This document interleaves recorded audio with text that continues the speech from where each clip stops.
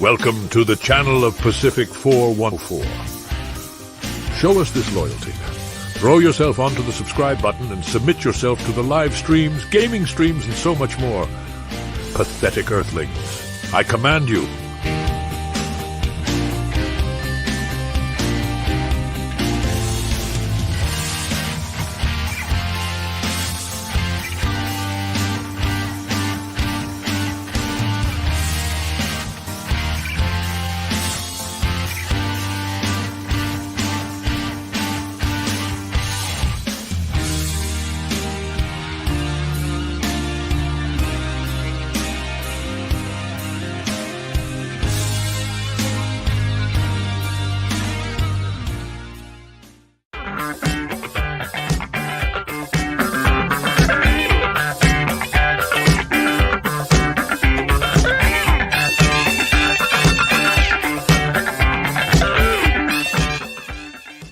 Warning, due to adult language and humor, the following content may not be suitable for any viewers under the age of 18. Viewer discretion is strongly advised.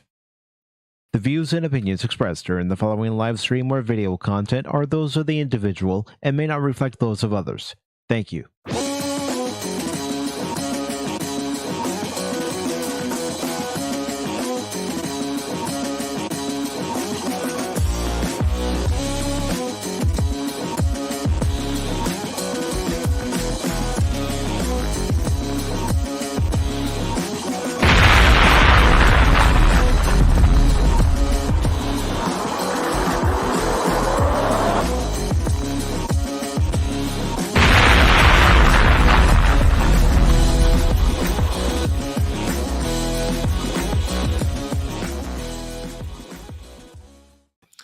Good evening and welcome one and all to PACIFIC414 Pop Talk along with Cash Money. I am your host Mike, and this evening we have a few articles to discuss. One of them, of course, being Transformers related, and I actually discussed some of this with Tommy the Guinea Pig Collective, who is here right now. So I do want to say hello to you, Tommy. Hope you're doing well this evening. Tommy, thanks for telling me about Spot. I should have known that Spot in the Into the Spider-Verse film has to be overweight and kind of stupid looking. So he's probably, and of course he's badass in the comics, but we can't have that on the screen. So, you know. Very true. And I also want to say hello to the angriest of Canadians, Angry Canadian. So, Cash, how are you doing this evening?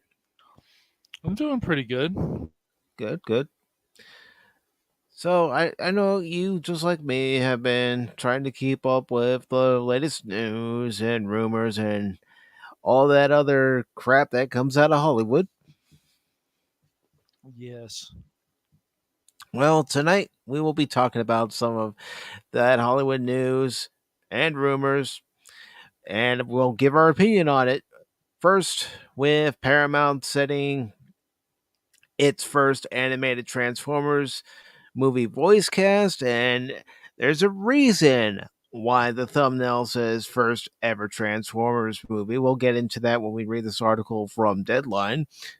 And we'll also talk about the Writers Guild of America going on strike.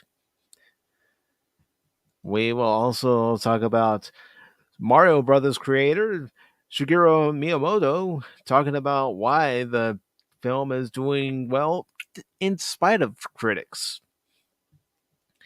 And then we have an article from Bounding in the Comics that says Anime insiders worried Japan's growing lack of creativity will allow China to overtake the industry. This sounds like a bad take to me. Yes, that doesn't sound good at all. Nope. And then we also have an article from PC Gamer, which says Sony confirms more PC ports are coming because it's making a ton of money. No shit. Let's see. Let's see if they're not brain can figure this out. Right. You release a port of a game onto PC. People start buying the game. You start making more money. Doesn't it make you think that maybe you should do this more often? Wow, people can actually probably put on mods too on PC. Who knew?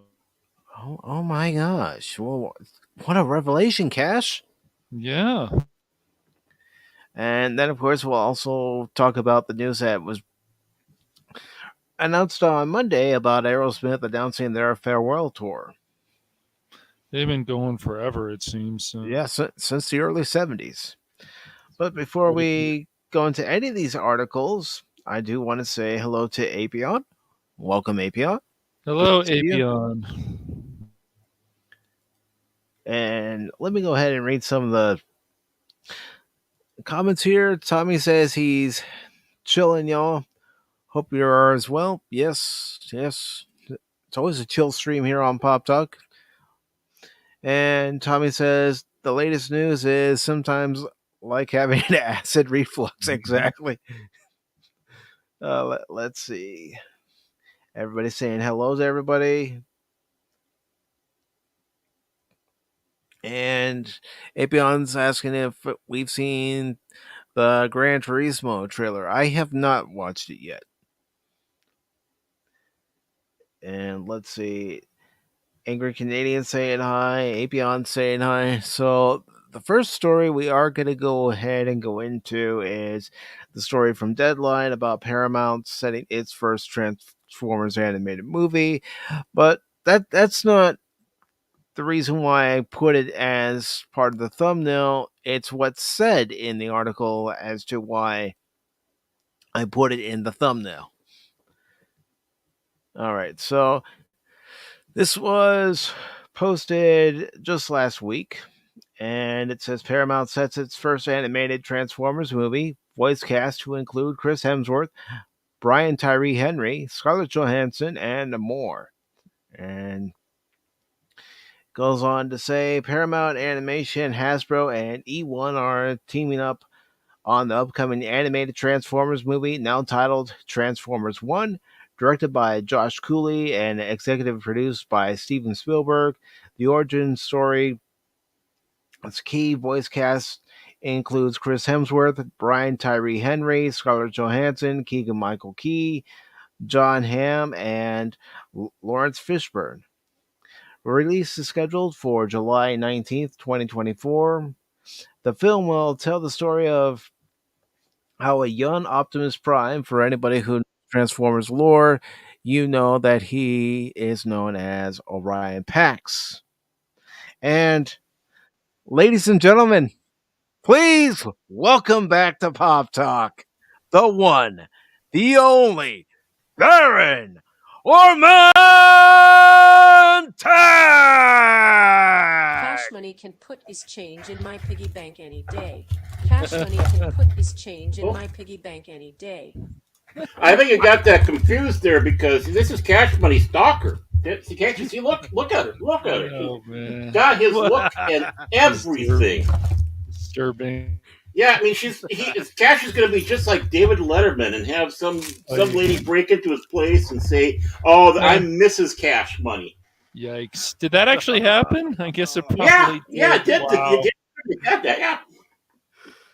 It's disturbing. Whoa, that's some smooth. Oh, wow. Wow, and you got me about the bourbon I had on my birthday being smooth, quote unquote. Well, this was actually Crystal Light went down the Oh, Crystal Light. Yeah. You hear that, Cash? Crystal Light. Okay, Crystal Meth Light. How's that sound? Next he's going to tell us he drank a Shirley Temple or something. Yeah. Well, I haven't grabbed the bottle yet. It's in the kitchen. I can always grab the bottle and add to this. I was thinking about it, but I was trying to rush to get onto the show. See, I was thinking of you guys. I knew you couldn't handle another show without me. Sure. Yeah. You don't have to rush, Baron. You don't have to rush at all, man. We got to get there, man. You guys know, as co-host, you can come in at any time. Oh, I know. I don't like being late though, because I don't know what you guys are talking about when you come in here. Well, we're just getting underway here, and I know you've been busy these last several days concerning your move and everything. So yeah, I'm not gonna ever go at somebody and say, "Why weren't you on the show, man? Why weren't you on the show?" Mike, it's called real life. Lighten up, dude. I don't have real life. Is this the real life? Is this just fantasy? Caught in a Easy come, landslide. easy go. Little high, little low. But anyways, this first article here, we're talking about the Transformers CGI movie. But as I've said in the beginning, they call it the first animated movie. I saw something like that. I thought, Yeah, oh my, that's gonna send Mike Aren't right through. they just calling it the first animated film though that Paramount has done?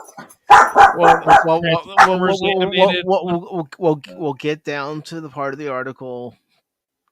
Trust me, we'll get down to that part of the article.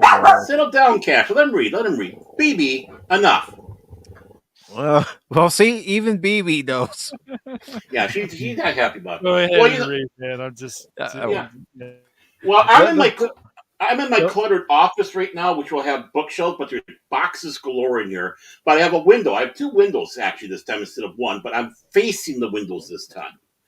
Unfortunately, the dogs can see out that window because they're sitting on the couch that's in front of my desk, and sometimes doggies walk by. Other dogs, it's like, hey, this is my house now. Leave. No more like, can we play? Can we play? Can we play? I'll get you back. I'll let you get back to that story, though. Sorry, I won't bother you. I won't bother you with my personal problems here. You know? Baron. bother me. Baby. I know it's Transformers. I know. Okay, let Mike tell the story so you know more about it. All right, so the article continues by saying the film will tell the story of how young Optimus Prime, Hemsworth, and Megatron Henry went from being brothers in arms to sworn enemies. Johansson is voicing Alita. It's Alita 1. Key will be Bumblebee. Ham is Sentinel Prime, and Fishborn portrays Alphatron. All right, here we go. Here's where the whole reason why I worded it the way I did in the thumbnail comes. Ramsey Naito, President Paramount Animation and Nickelodeon Animation, made the announcement Thursday during Paramount's slate of presentation at Comic-Con, or CinemaCon, sorry. Why did I call it Comic-Con? Because all these cons seem to run together. Yeah. She said, I'm so excited and proud to be working with Hasbro and E1 to bring the first animated Transformers movie to theaters for a never before told story. I told you they don't know anything out of their 10 to 20 year bubble. That's not even half. One shall stand, one shall fall. Why throw away your life so recklessly? No, Optimus Prime, no. 1986 come to mind, anyone? Why should they do their research? Everybody has to think that they're the first. Coronation, Starscream.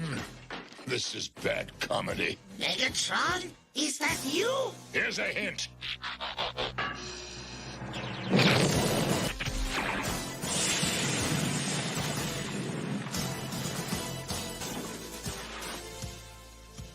Will anyone else attempt to fill his shoes? It's ridiculous. Of course. Why I should not even be surprised. But you would think these people would have more of a sense in their brain. But no. No, they don't.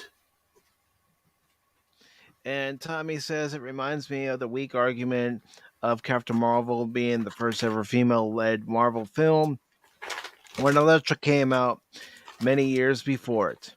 Mm-hmm. It's all signaling point. It's all for signaling points. Well, Look at us let's not. nonsense. Well, I mean, just the other day, it was the birthday of the actress who played the captain of Saratoga in Star Trek 4 and Geordi's mom. Yeah.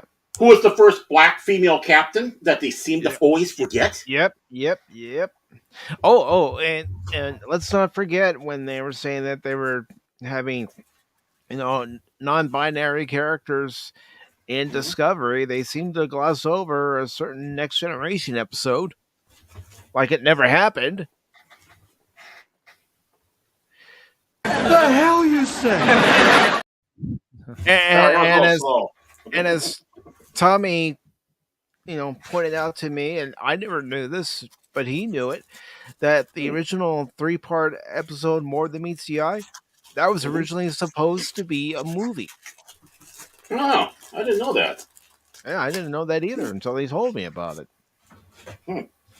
Well, it's nice to know they got the first one coming out now. I mean, it's a long time coming. It's been just too long that they've been sitting on the shelf. Why should they do their research? That's stupid. No way. Yeah. First ever animated Transformers movie to theaters for a never before told story. Oh, wait, Tommy, you're still here, I hope. But geez, an origin story. How we first got to know the origins of Optimus Prime and Megatron.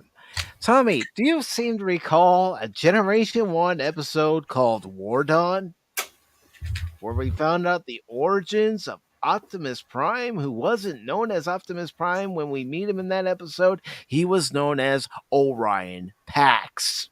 Mm-hmm. So he wasn't very optimistic then. Not yet. Megatron comes along. He sees that there's these bots working at this dock, taking supplies, and Megatron wants energy. Megatron wants control of Cybertron. Mm-hmm. And he asks Orion Pax, what do you store here? And Orion Pax says, raw materials, and mentions a few other things that Megatron replies, that's just what I wanted to hear. And he says, Decepticons attack. There's an attack. Mm-hmm. And also what happens during this course of events is Orion Pax's girlfriend, Ariel, who becomes Elita 1, is shot by Megatron, and Orion Pax says, you monster, goes charging after Megatron, and he's ill-equipped to fight Megatron, and he gets shot. So the Ariel bots, who were sent back in time in this episode, take Orion Pax to try to get him repaired, and who do they encounter? A young Alpha Tron. Oh. Yeah. Mm-hmm. Hey, where's Phil? I mean, he likes this GoBot stuff. Phil's a big fan of GoBots. But Tommy does say, Pacific, we never stop finding out new things, myself included. And that's true. You learn something new every day. Yeah, well, they act like this stuff has never happened before. We're going to give you an origin story. Wasn't 86 a lot of an origin story? I don't know. No, it was kind of a I wouldn't say a reboot, but they moved it about 10, 20 years into the future from normal, and we found out about the treacherous Decepticons have conquered the Autobots' home planet of Cybertron. Mm-hmm. That's an origin story.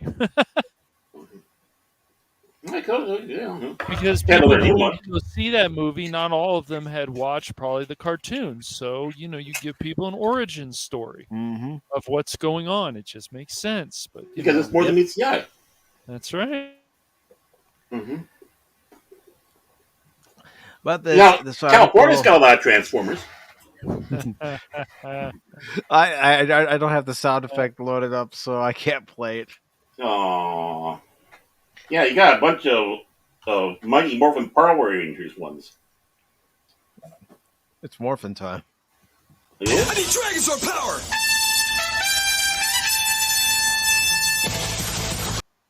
Wow. The reason Yeah. why, by the way, the reason why I was trying to rush to see here, I wanted to see the new opening but I have to look at it later. I'll tell you what. For anyone who comes in and they miss the new opening, I will replay the new opening. That means, the countdown and everything. Because the way I have it uploaded on StreamYards, I can't skip it. I'm sorry, I can't skip it. No. Actually, there is another way I could do it. There is another way I can do it. Yeah, we can worry about it later. Like I said, it's not that important. But anyways, this article, says that they're going to bring the first animated Transformers movie to theaters for a never before told story. I'm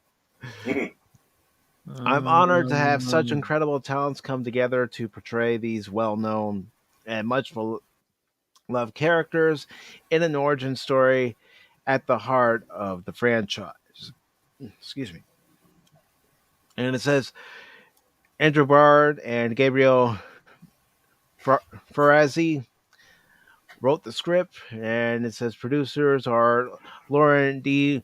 Bonaventura and Tom DeSanto, Don Murphy, Michael Bay, Mark Verradian, and Aaron Dem, along with Spielberg. Executive producers are Brian Goldner, Brian Oliver, Bradley J. Fisher, and Valerie Ann, or on.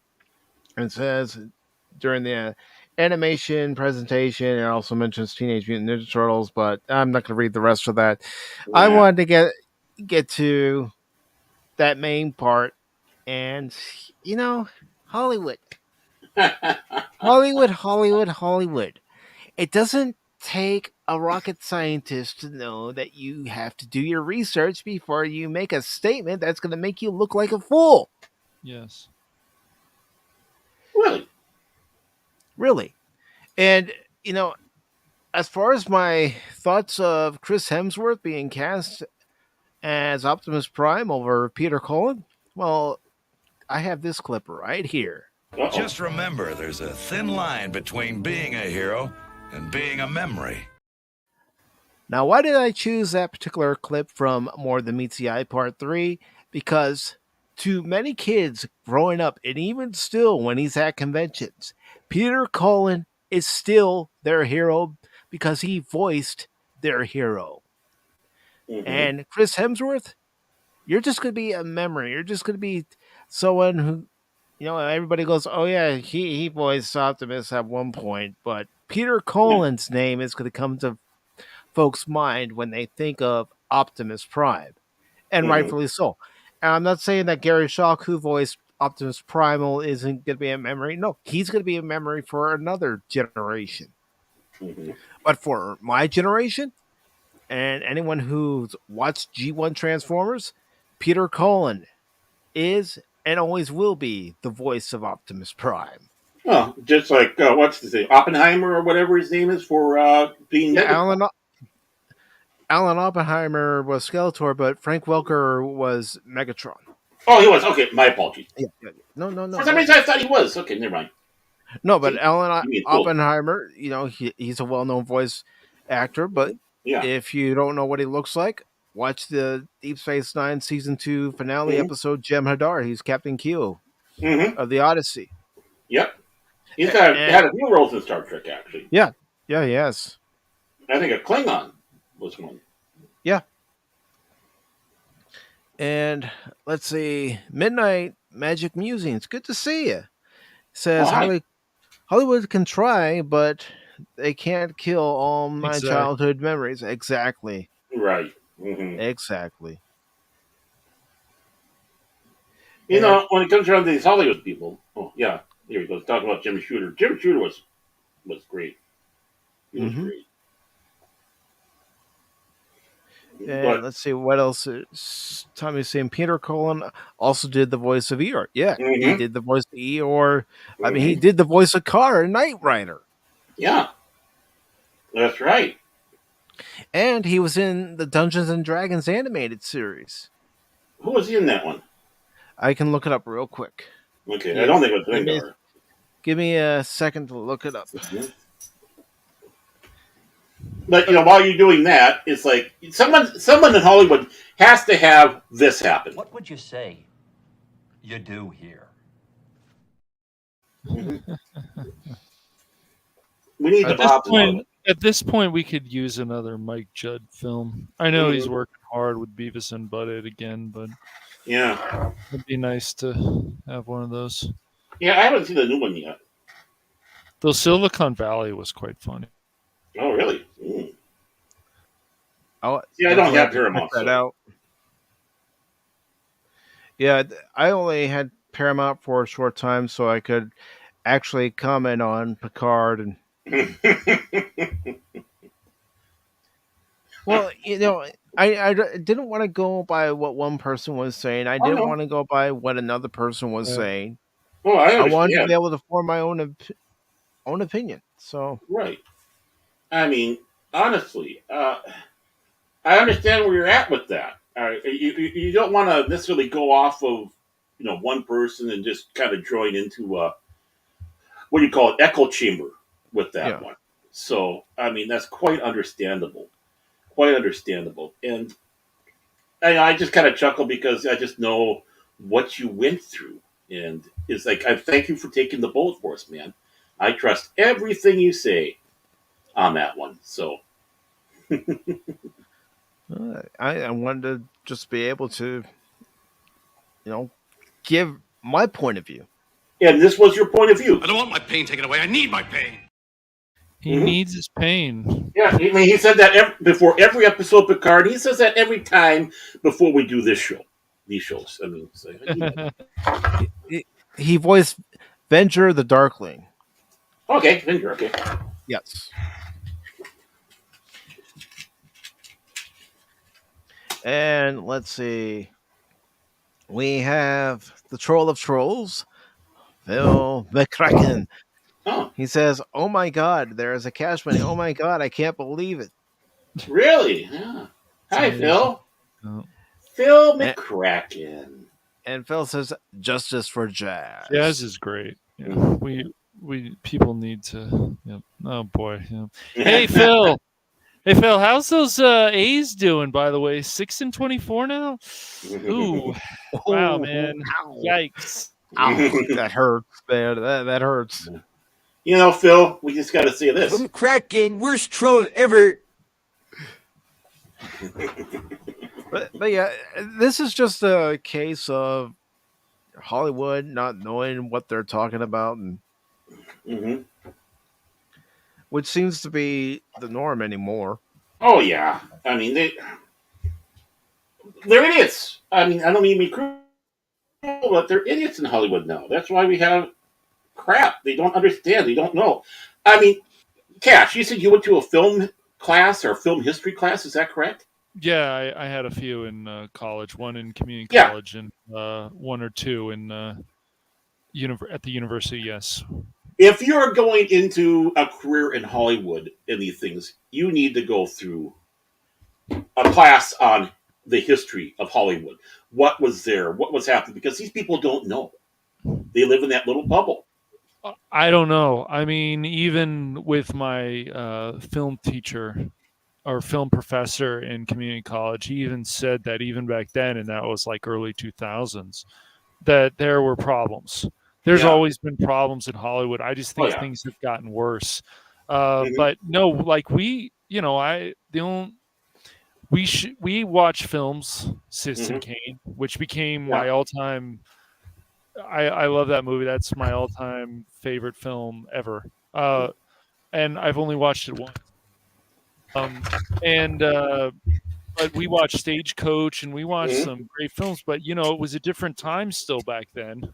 Yeah. Before of all this slothfulness going on. But even with what is it? You get to be part of the academy, whatever. Your career may not last very long because it's just like a 1% thing.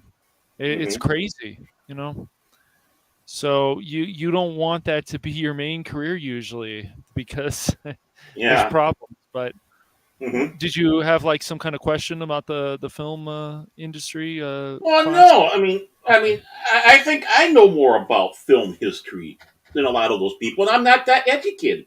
If And it's you funny, read a book, you watch some even YouTube videos, and you care enough, you yeah. even analyze stuff, you go back in time and you Mhm. watch old movies, you see what they did right and what some things they did wrong. But there was a script, there was a Mhm. cohesive story. Even Mhm. stuff like the prequels, there's still a cohesive story, Mhm. however you feel about those movies. So yeah, I mean, we just need to get back to that. Now it's jokes, jokes, jokes, jokes, even Mhm. in movies that don't need them. And there's a lot of lazy writing. And then there's sometimes an agenda that isn't necessary. Then there's other movies like The Last Duel, which was based on a true story, which was very Mhm. good. Three Yeah. different stories, but it wasn't marketed well. So it Mhm. didn't make money, or maybe people just didn't care. Yeah, maybe. I mean, Well, oh, sorry. also you go back, you watch some of these, early movies and early TV shows, and you can see where different filming techniques were first implemented and Mhm. then later adopted by the industry. Right. Mhm. I mean, it's like the classic battle scene where you're looking like at the no man's land, straight down to no man's land, and you have the two armies come in and clash together. It's been used in movies like Highlander and others. That was actually first done by Orson Welles in Chimes at Midnight. Mhm. But the thing is, a lot of these people now, a lot of kids nowadays or people today, they don't want to watch this old stuff because it's black and white. Right, right. It's crazy, yeah. It's like you know what you're missing out by that by having that limited mentality Mm-hmm. of just like people who are Doctor Who fans. No, you're new Doctor Who fans. You don't know a damn thing about the classic series, and you don't want to know anything about it. That's why the show's shit now. I mean, Yeah. it's just simple. Um, as that.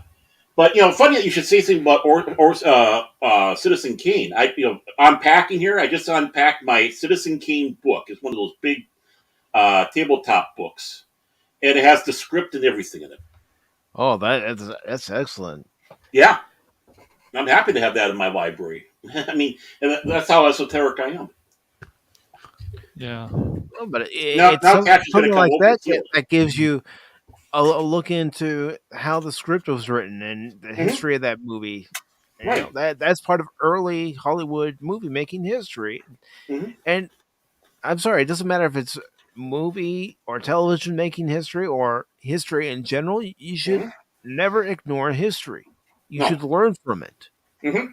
And by learning from it, look at the good and Hmm. also look at the bad and make sure that the parts of history we're not too proud of never Hmm. happen again. Right. But don't just sweep them under the rug and say, "Oh, that never happened. That never happened." Or even worse on the other side, you keep on bashing a Hmm. group of people. Yeah. Whereas, like the second, third, fourth generation later, it's like we had nothing to do with this. Yep. Hmm. I I was mean, born after that. even finding out stuff about Some Like It Hot and how much of Marilyn Monroe was just a pain in the ass to the director is just Hmm. really interesting. Hmm. It's these stories just are very fascinating, and we're I don't know. I'm hoping film classes are still teaching the kids about history of different stuff from Tesla and so on about because radio was without Mm. radio. I hope people need to understand without radio we don't get television. No. Hmm. Mm-mm. I When mean, when you have your first radio dramas, that's mhm. how people were Yep. entertained. You Mhm. know, listening to baseball, you Mhm. had to have somebody there broadcasting the game. They didn't broadcast it like they do today. Right. Mhm. They were No. very descriptive, saying, you know, the color of the uniforms and, giving you Mhm. a precise detail so that you could picture it, what is happening in the game. Right down to a minute. Yeah, and he moved his pinky because they figured that's something important because it might be a signal. Yeah.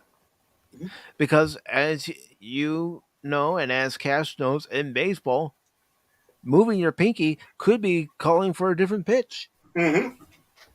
Right. And you think about radio. I mean, I listen to old radio shows a lot, and I've gone to that. And you're talking about sports, And it just reminds me of Ronald Reagan when, in his early days when he was working for WHO down in Iowa. Mm-hmm. And he would get the which team. You know which team he was relaying. Baby. Sorry. That's right. But you know which team he was relaying some of his radio broadcasts for? The Chicago Cubs. Yeah. But what's interesting about that, though, is the game wasn't.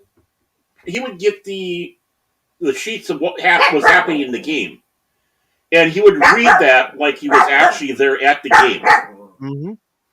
So I mean, he was just going. We're going to give you a barky whatever it is to get rid of that bark box of yours if you keep doing that, Beebs. Yeah, hush. No, but that's how descriptive, and that's what they had to do back then. Yeah. They had to be communicators. These people were trained to be communicators. You don't have that now. I mean, that's why the War of the Worlds made the impact that it did, because there were people that actually thought it was happening. Mm-hmm. Right. And you think about how things evolved out of that. I mean, a lot of the TV shows. Dragnet was originally a radio show. Burns and Allen was originally a radio show. I mean, Jack Benny, a radio show. And they made that transition over to television, and then started giving us the television we have now. And what Lucille Ball and Desi Arnaz did to really change what was going on with television, where they actually introduced the first reruns because of Lucy's pregnancy. Our Ernie Kovacs and the stuff where he sat back and goes, we're not going to do this vaudeville stuff no more. But this is a TV medium. Let's treat it like a TV medium and not a vaudeville stage. And did all the stuff he did until he unfortunately passed away in the car accident. Yeah. So we have this article here from Cosmic Book News, and it says, Penn is on strike inside the Writers Guild of America's battle. Well, someone's probably going to be upset with my comment about this, but they can stay on strike because there's nothing lost. Can you tell me anything that's come out in recent years that's even worth being praised because of its writing? The writers are on strike? Oh my God, who the hell cares? I know you misplayed that soundbite. I'm sure he does. Yeah, I did. Yeah. I mean, geez, what was the last time we had quality writing? I mean, if it wasn't, wow, that's well, I'll tell you guys this: there's quality writing in Lucky Hank. There's some good writing in Animal Control. I'll say that, but once again, Bill McHale is the star of that show, and that makes a big difference. And just like Bob Odenkirk is the star of Lucky Hank, and you've got some writers, I think, from Better Call Saul on there, I think, or Breaking Bad. So that makes a difference too. Right. That's just it. I mean, the missus for some reason is watching this Chicago Fire, which of course is with the Chicago Pete, and I'm listening to it, and my God, this is a horrible, horrible show. And the music is horrible. I mean, even for an uplifting scene that they have, it's like the music. I mean, it's like all they know, the guy seems to know is just a couple notes and chords to make that ominous sound. And if he gets a freaking Emmy Award for that, it's time just to knock the coast off. We'll make sure you get off of their first cash, but we'll just knock that coast right into the water. I mean, it just, oh God, it's horrible. And I do want to say hello to Paul, the Star Wars guys. Hello, Paul. It's Paul. What's up, Paul? Well, How you doing, well. Shut up, Wesley. So this article says Penn is on strike inside the Writers Guild of America's battle. I think their battle's already lost.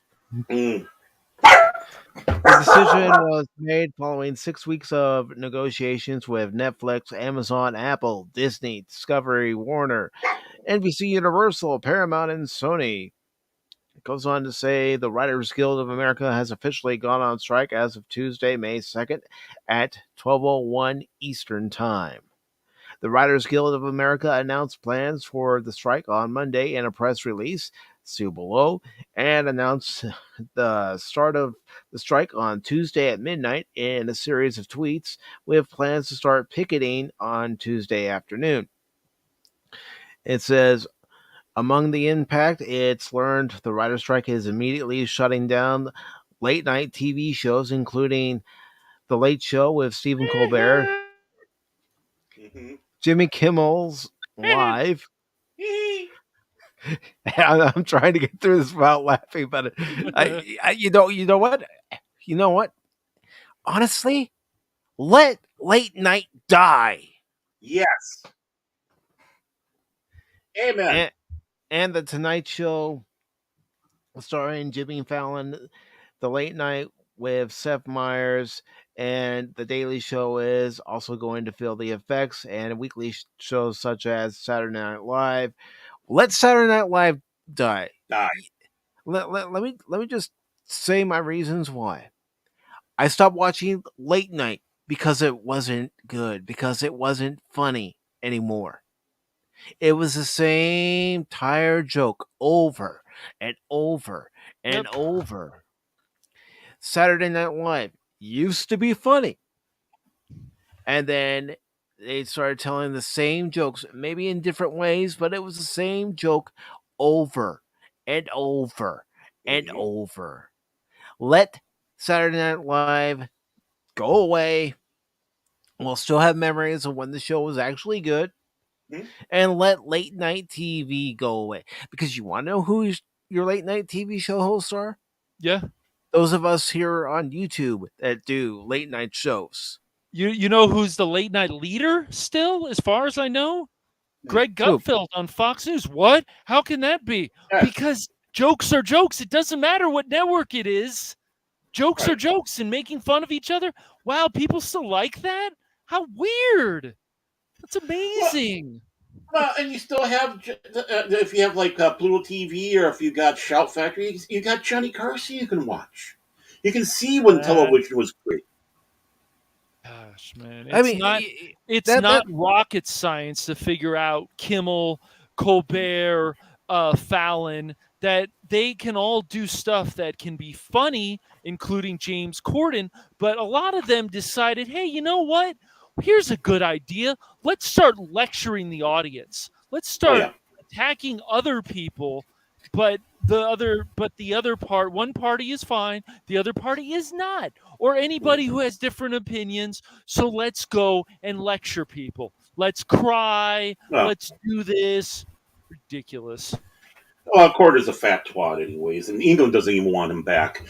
He used to be funny though, and even his carpool karaoke can be entertaining. But once again, it's unfortunately a certain orange man. But anyways, I'm not gonna get all into politics. The thing is, it blows my mind. Even SNL, they can have a really funny skit, and then everything else is just mediocre crap. Well, see, that's just it. I mean, and it's not necessarily political, but it's just the fact that, it's satire that we've done. And of course, needless to say, political figures get in there. I mean, you watched back in the old days with SNL when it first started out, Gerald Ford was the president, and he happened to fall once. And that was the constant joke with Chevy Chase playing Gerald Ford. He was always stumbling and falling down, and they're poking fun at him. Right, but Chevy Chase's show, even though I appreciate Seth MacFarlane making fun of it on Family Guy, is that show was not, it wasn't a good format, I guess. And Chevy just, I don't know, maybe he just didn't have that personality or something. I remember that show was on Fox for a season, and then it's just, not even that. We lose stuff like Mad TV. Mad TV had a lot of clever stuff before, and then they became a webcam show. And it's like they lost their budget, and it's like, yet SNL just keeps limping along, getting awards that they don't deserve. No, for having the best variety comedy, because my feeling is because it fits their narrative, a lot of Hollywood. So let's keep giving them awards. They're so funny. It's so funny. Right. And that's just it. I mean, you had that. And of course, Johnny Carson, when he was doing his monologue, he went after everybody. He poked fun at Reagan, then he poked fun at Tip O'Neill. Speaker of the Yes. House. It didn't matter. But then you had the era of Orange Man bad for 4 years, and that's all they could do. And they could not do anything other than That's pretty froth at much the what mouth. they focus on, and they weren't Right. going to focus on the other stuff. And then who is leading the leader in this is freaking Phil. Hey Phil, how's those A's doing, by the way? Oh, okay, never mind. The Yeah, I just don't know. It just blows my mind. And why do you think somebody on Fox News is leading the charge, is the number one late night leader? Because Mhm. they make jokes again, because Right. there's a lot to make fun of with the government, because there's Mhm. other stuff to make fun of. Mhm. It's not Yeah, hard to and find. Right. and Baron, I'm going to ask you the same question I asked Cash last night in Discord. Oh, What okay. would Johnny Carson think of the late night scene today? He'd be disappointed. He really would be. This is Johnny Carson on purposely because Parr before him did use it as a platform for politics and such. And of course, he was known for his crying. And Steve Allen, the same thing. He did the same thing too with having. And Johnny Carson had the opinion and the idea that, this is going to bed. We're going to bed here. So let's have fun. And let's not be political. We're not going to bring political people on. Yeah, we'll poke fun with the monologues and such like that because we all need to have a good little chuckle and Right. steer away from having it, counterpoint or something like that. The fact that this group of people you can't touch. I mean, I'm sorry. This our president that we have right now should be fair game for a lot of satire, but they won't touch Yes. him. Right. Johnny Not much Carson would have a anyway. field day. Johnny Carson Mhm. would have a field day. Just like he would have had a field day with Trump. He would have a field day with Yes. Bush Yes. and Obama. It Yes. doesn't matter. But You our current commander in chief, Teflon. they called Reagan the Teflon president. No, no, no, no, no, no. He wasn't the Teflon president. Trust me. But yeah, and that's just it. And that's what's sad. And that's why, even they've had some stumbles. That's why South Park is so great. They don't care. Everybody is fair game. Even if they miss the mark on the joke, it doesn't Mhm. matter. Their agenda is you're fair game. If you're being stupid, we're gonna go after you and poke fun at it. I mean, the episode with Harry and Meghan was absolutely freaking brilliant and hysterical. And you missed it, Kitty Bear. We were talking about the CGI animated movie that's coming out next year, and Yeah, how Paramount's animation president was calling it the first ever Transformers animated movie. thank God we finally got one. Oh yeah, yeah. Those tears I'd shed as an 8-year-old back in '86 watching the movie and Optimus died. Yeah, all for nothing. Optimus Prime, no. Yeah, it still hits you. It still hits you today, honestly, It's like, how could they do that? Because Optimus Prime was a hero to many kids, but you think the Right. executives at Hasbro knew about it? No, no. You want to know why? Because it wasn't like it is today, where you had social Oh. media Mhm. Right. where they could have found out. Yeah. They didn't find out until parents wrote them and say, "How dare you kill Optimus Prime? My son won't come out of his closet because you killed the character." Yeah, there's a story. That's about what happened to you. there's the story about this kid who, after seeing Transformers the movie back in '86, wouldn't come out of his closet because he was so upset about Optimus Prime dying. Here I thought it was you in the closet there, and Tom Cruise and Oh and no, John no, Travolta were in there with their Scientology. no! I've mentioned this story before here on the channel, where I went and saw Transformers movie. My parents saw Top Gun. They come out of their theater and they're all happy and cheerful. They're just talking about how great Top Gun was. And here I am. I'm in tears. And they're all, Michael, what's wrong? And I said, Optimus Prime died.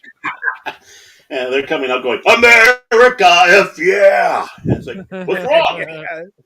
Coming again to save the motherfucking day, yeah.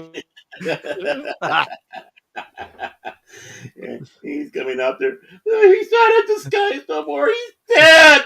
He's dead. Well, I can imagine what Trey Parker, Matt Stone is thinking. Is like, do we even want to put out another movie like Team America: World Police and have to deal with crap? It's a tough one, really. Well, they don't want to do another one because that movie was an absolute nightmare to make, they said. But I would love to see the second one. Oh, I would love to see the second one. And I do want to say hello to the Padawannabe who says, that's weird, wild thing. Johnny Carson on his thoughts on today's late night shows. Mm-hmm.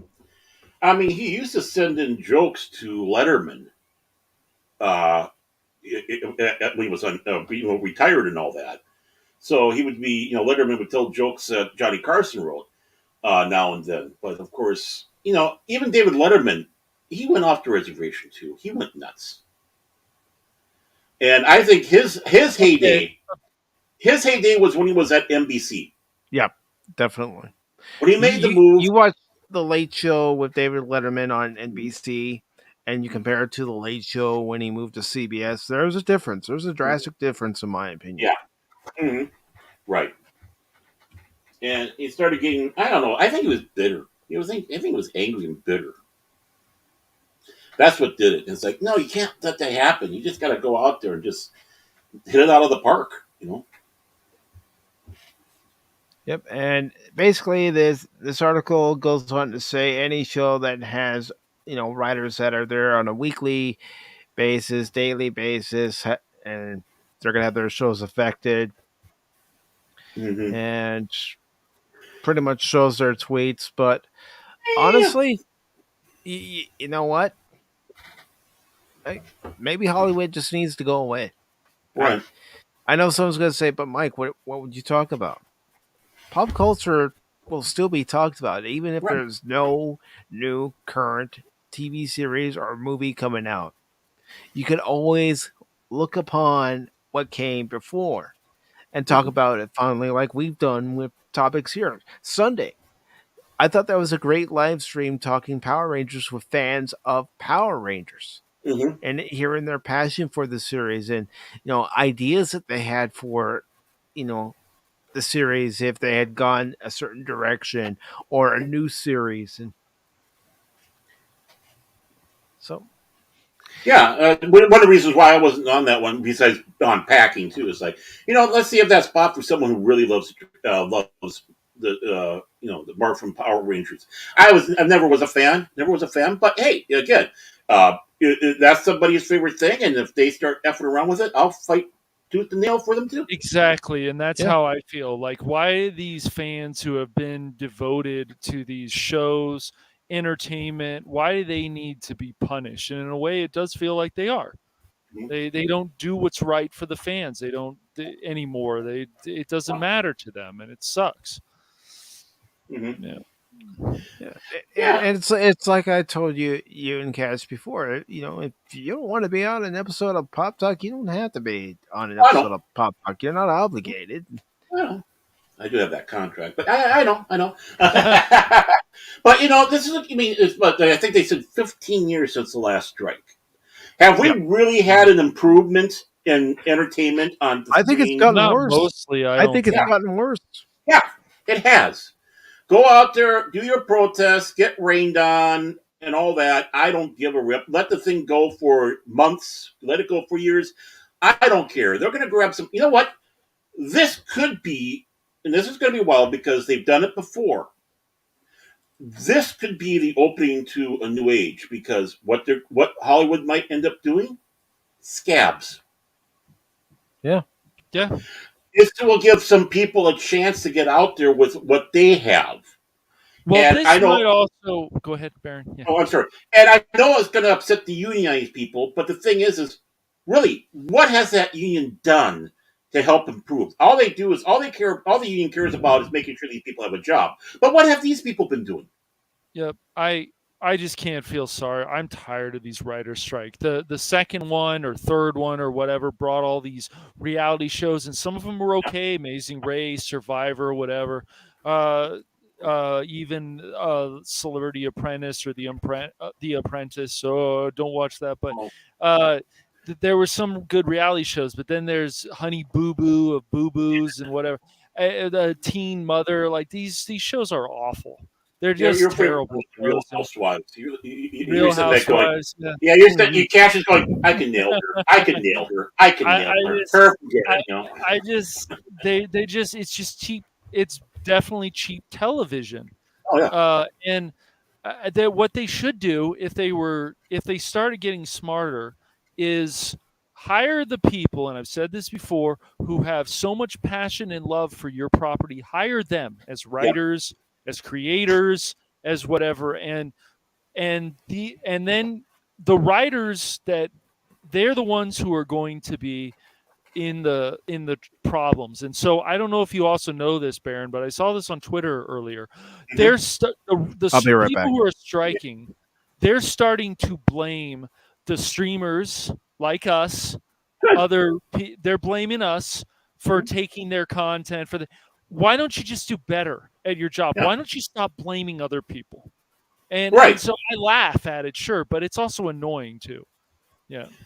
Well, I mean, I just guess I don't respect their opinion because they're morons, so it doesn't bother me. It just makes me Right. chuckle. It And it's does. like Yeah. I'm not that talented.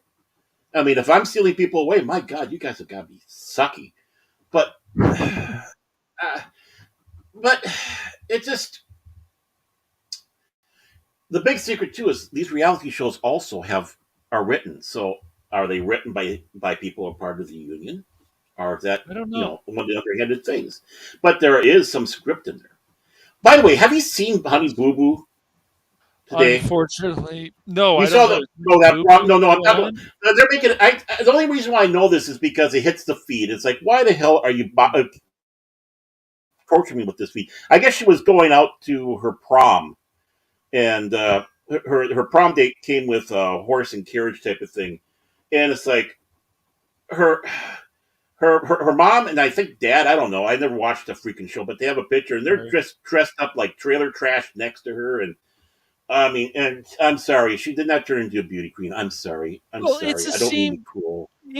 The reason we also knew about these shows is because of the Soup, and when Joel McHale hosted it, Mm. it was really funny. Now they're worried about making certain jokes, and the Soup's not the same anymore. Just like he had Fashion Police, that wasn't a Yeah, bad show. That was pretty funny, but oh, don't say that; it's offensive now.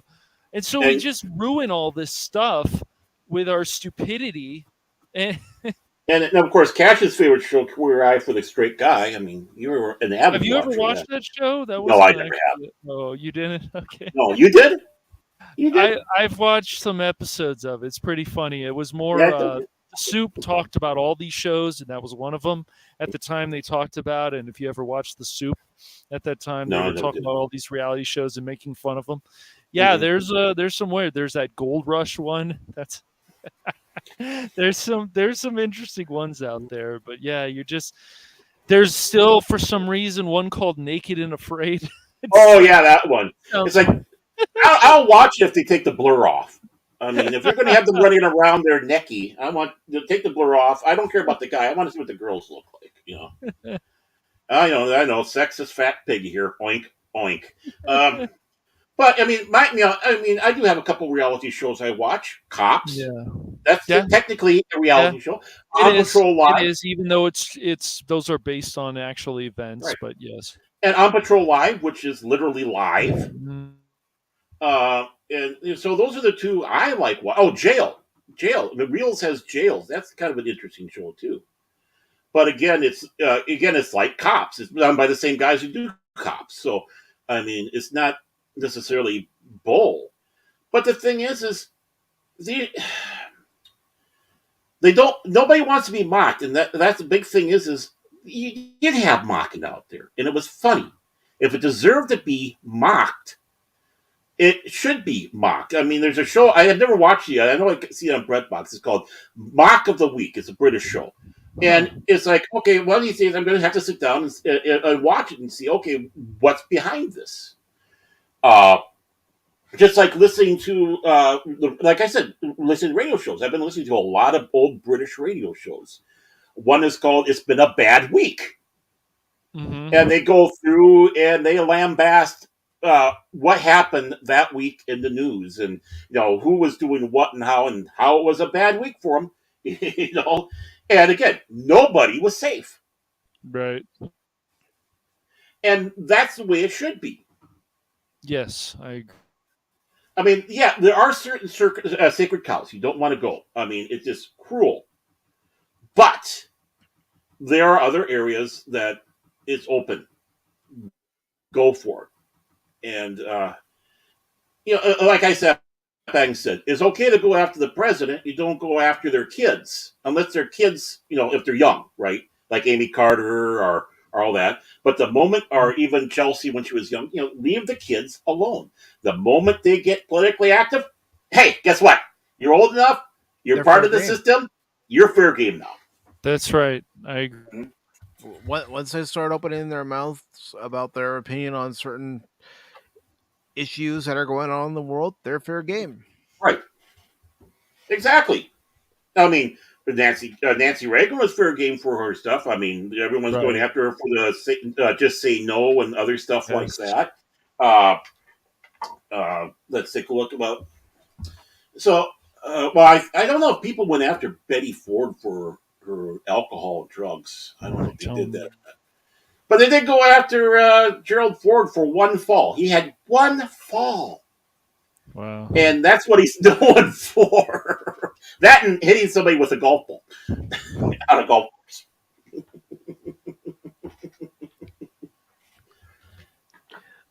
But any other thoughts you guys might have on this writer strike? I mean, no. As far as I'm concerned, they can I know some people in our community are going to defend this, and some people will work for the industry. That's great. I'm going to laugh at it because this has happened before, and it just keeps happening. Oh, it's been 15 years, and I'm like, well, what? How much has changed? We've had some good writing and so on, but just what has changed? Especially where Marvel's gone, where Disney's gone, where this is gone. It's either jokes or is this nonsense, and they don't even care about a lot of this writing anymore. Well, and not only that, my last statement on this one, I just remember reading a story and them getting pissy because they said, "Oh, we thought Jimmy Fallon was going to be in solidarity with us, and he just walked out and didn't say a thing to us. He can't." That's funny. He can't. No, he can't do it unless somebody provides him the material. Well, he can't write his own material. Right. He should work on it, though, if he's so, yeah. Well, and that's the thing, is you writers have just put up a block now between you and Fallon because he is not just a writer, he's a personality. So he can't really talk to you now. Mm-hmm. Quit your, it's like, shut up. But, speaking of writing, we have this article from Batting into Comics, which was posted yesterday. And it says, Anime insiders worried Japan's growing lack of creativity will allow China to overtake the industry. China. This article goes on to say, in recent months, more and more insiders have begun to speak out against the Japanese anime industry's growing dependence on Chinese animators. But unfortunately, for both creators and fans, it seems the problem has only continued to grow in size and scope. Goes on to say, during a new interview with American Foreign Press, it says, given in promotion of his upcoming Netflix series Pluto, Mappa and MZ Animation Studios founder and Madhouse co-founder Maso Maruyama. I know I butchered that. I'm sorry. I like it though. That was a good. I tried. I don't know how you were able. I don't know how you were able to make that sound come out. I am impressed. I'm not kidding. I'm impressed. Like, wow, I wish I could have done that. I'm always going to try. Might fail a lot of times, but I'm always going to give it a try. Warned that due to an overall tilt towards commercialism, having stiff creativity, the Japanese anime industry is actively at risk of being overtaken by their rising Chinese competitors. Mm-hmm. Goes on to say Japan is so hell bent on cranking out money spinning genres, such as those starring kawaii, cute female characters, that is, anime doesn't necessarily outshine America's Disney or France's art house productions in terms of creativity. Maruyama, okay, I know, and I know Phil's there going, Oh, we should have Brandon here. He can really butcher those names. well, at least he tries. He does. He does. Both of you do. I So, applaud. AFP News, the only reason China hasn't quite caught up with Japan yet is because of a bunch of restrictions imposed on free expression. And it also goes on to say if more freedom is unleashed in China, Japan will be overtaken in no time. Well, I think we all know how that's going to turn out. Mm. It goes on to say, in hopes of getting further clarification, yeah. All right, I'm going to stop. Yeah, I say Phil. M. Yeah, I see you there. I say M. M. M claims regarding potential Chinese takeover of the anime medium. Bounty in the Comics reached out to our contact within the industry, a currently working Japanese director, to see if they could provide us with any additional insight on the situation on the ground, agreeing to speak with us under the condition of anonymity for fear of their own privacy and job security. Our contact was more than happy to elaborate on this currently unfolding crisis. And it says, Nergans Inc. How did China manage to successfully invade the Japanese anime industry? And the director says China set up a base in Japan to allow Chinese creators to absorb technology from the Japanese and work in China's home country, and it is steadily producing results. China is quick to act, and their funds are lubricated, and Japan can't compete with them. Goes on to say in China, there are few places to create such as things because cute is strictly regulated. Above all, they are very eager to learn technology because animation techniques are not made by the numbers. And then they ask, for the past decade, Tencent, a Chinese entertainment and technology global conglomerate, its portfolio consists of over 600 companies worldwide, including Riot Games, Kodokawa, and Shushia. Continuously purchased shares of various Japanese companies. Does Tencent financially play a role in the current situation? The director says Tencent, I know, and most of the companies operating in Japan are under the Tencent umbrella. They will be swallowed up just like Hollywood. Mm. So then the person asking the question says, wow, I guess the better question is what companies aren't swallowed up by Tencent, the Tencent umbrella? Sounds a lot like Disney, doesn't it? Yep. Companies that Tencent doesn't take notice of. Hmm. Mm. Yep, that sounds like Disney too. And then Nerdigan says, given how many studios are under the Tencent umbrella, is it possible the Chinese global conglomerate has any influence on the current state of the anime industry? And the director responds by saying, because of the popularity of the Chinese distribution, some of your American films are still being made into sequels. That also applies to anime. such as JC staffs? Is it wrong to try to pick up girls in a In a dungeon? dungeon, yes. Mhm. The first season's the best. Right. Second season, not so good. Has some problems. Third season, I still need to finish. Mhm.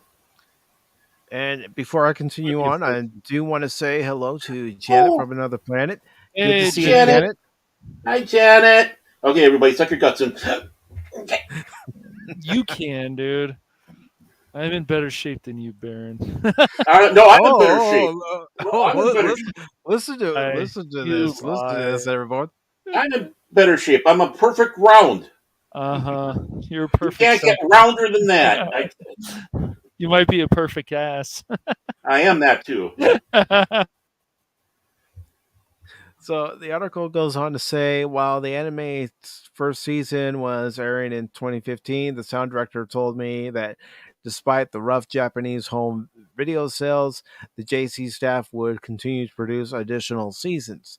Similar to Hollywood, Japan is currently releasing an alarming amount of reboots and sequels, to the point where several industry veterans are convinced that the Japanese entertainment industry is running out of original ideas. And Nerdigans asks, does the increasing popularity of Chinese distribution explain why lately Japan is experiencing a recent rise in reboots and sequels? And their source says, I don't know if it's connected, but I am often told by colleagues that original works are dying out, so we dig up old works from the grave. And Mm-hmm. Nerdigans ask this question: has the current anime industry reached the point of no return, or is there still a chance it can escape China's clutches? And their source says that may depend on the world situation. However, Japan's white goods, um, colloquial term of home appliances such as washers and refrigerators industry, was taken over and lost by China. So if relations with China become strained, Japan will not be able to produce the animation that we depend on them for.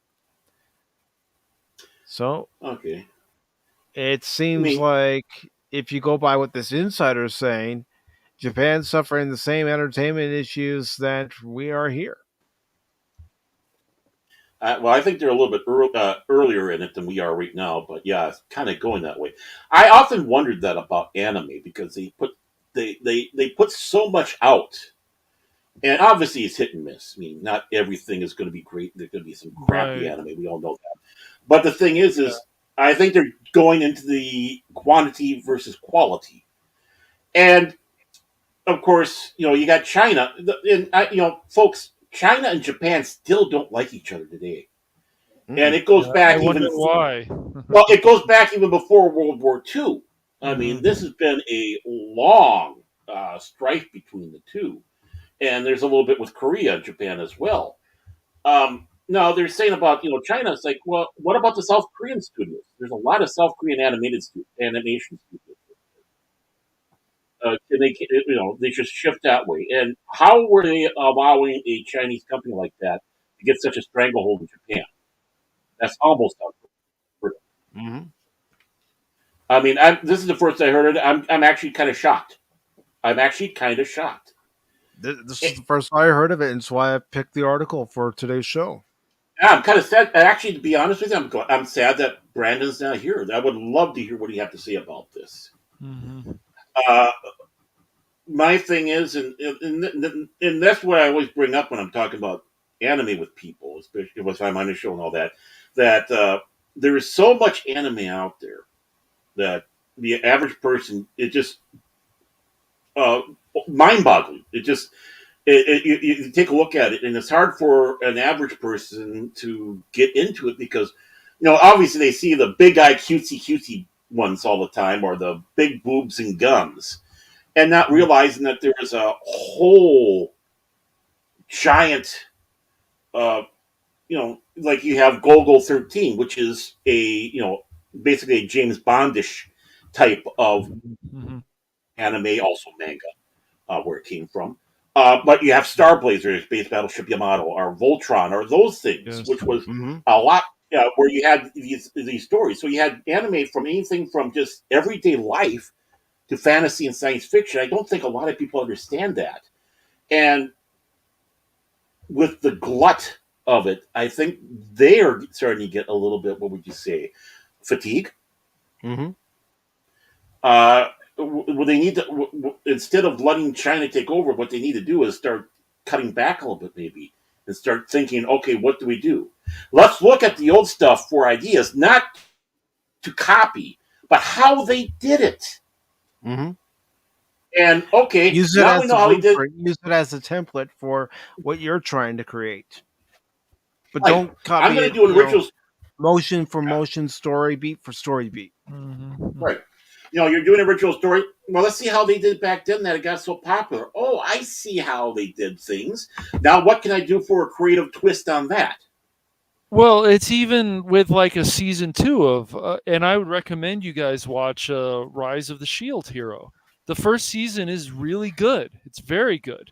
But the second season, it's like, where are you guys going to go with this? Now he's just the hero.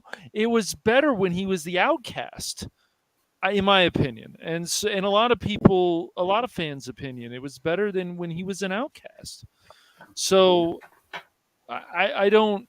It's just like the harem animes or whatever. Like these were just funny, but there was also a story in there too. Well, is the guy going to get the girl, or is the girl going to get the guy, or whatever? But they lose some of what's going on. What happens is they start recycling ideas. Like if you guys want to watch one that has more adult content, I would say is you watch High School DxD. But the thing is, they lose after the few seasons. They start recycling the ideas over and over. Oh, he's doing the same thing over again. It's the same with stuff like Mach and Key. It's like, oh, he's powerful, but he's also a pervert. Okay, and they're perverts, these girls too at the high school.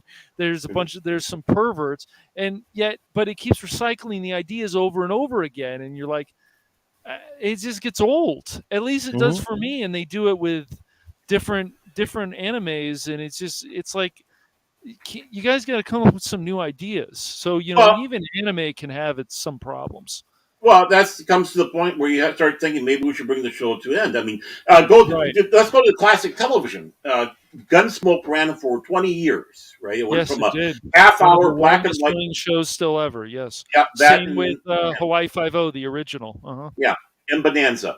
So it started out as a black and white half-hour series, and then went to the color hour-long. But the thing is what started happening as they went along with it? They started recycling their own stories again.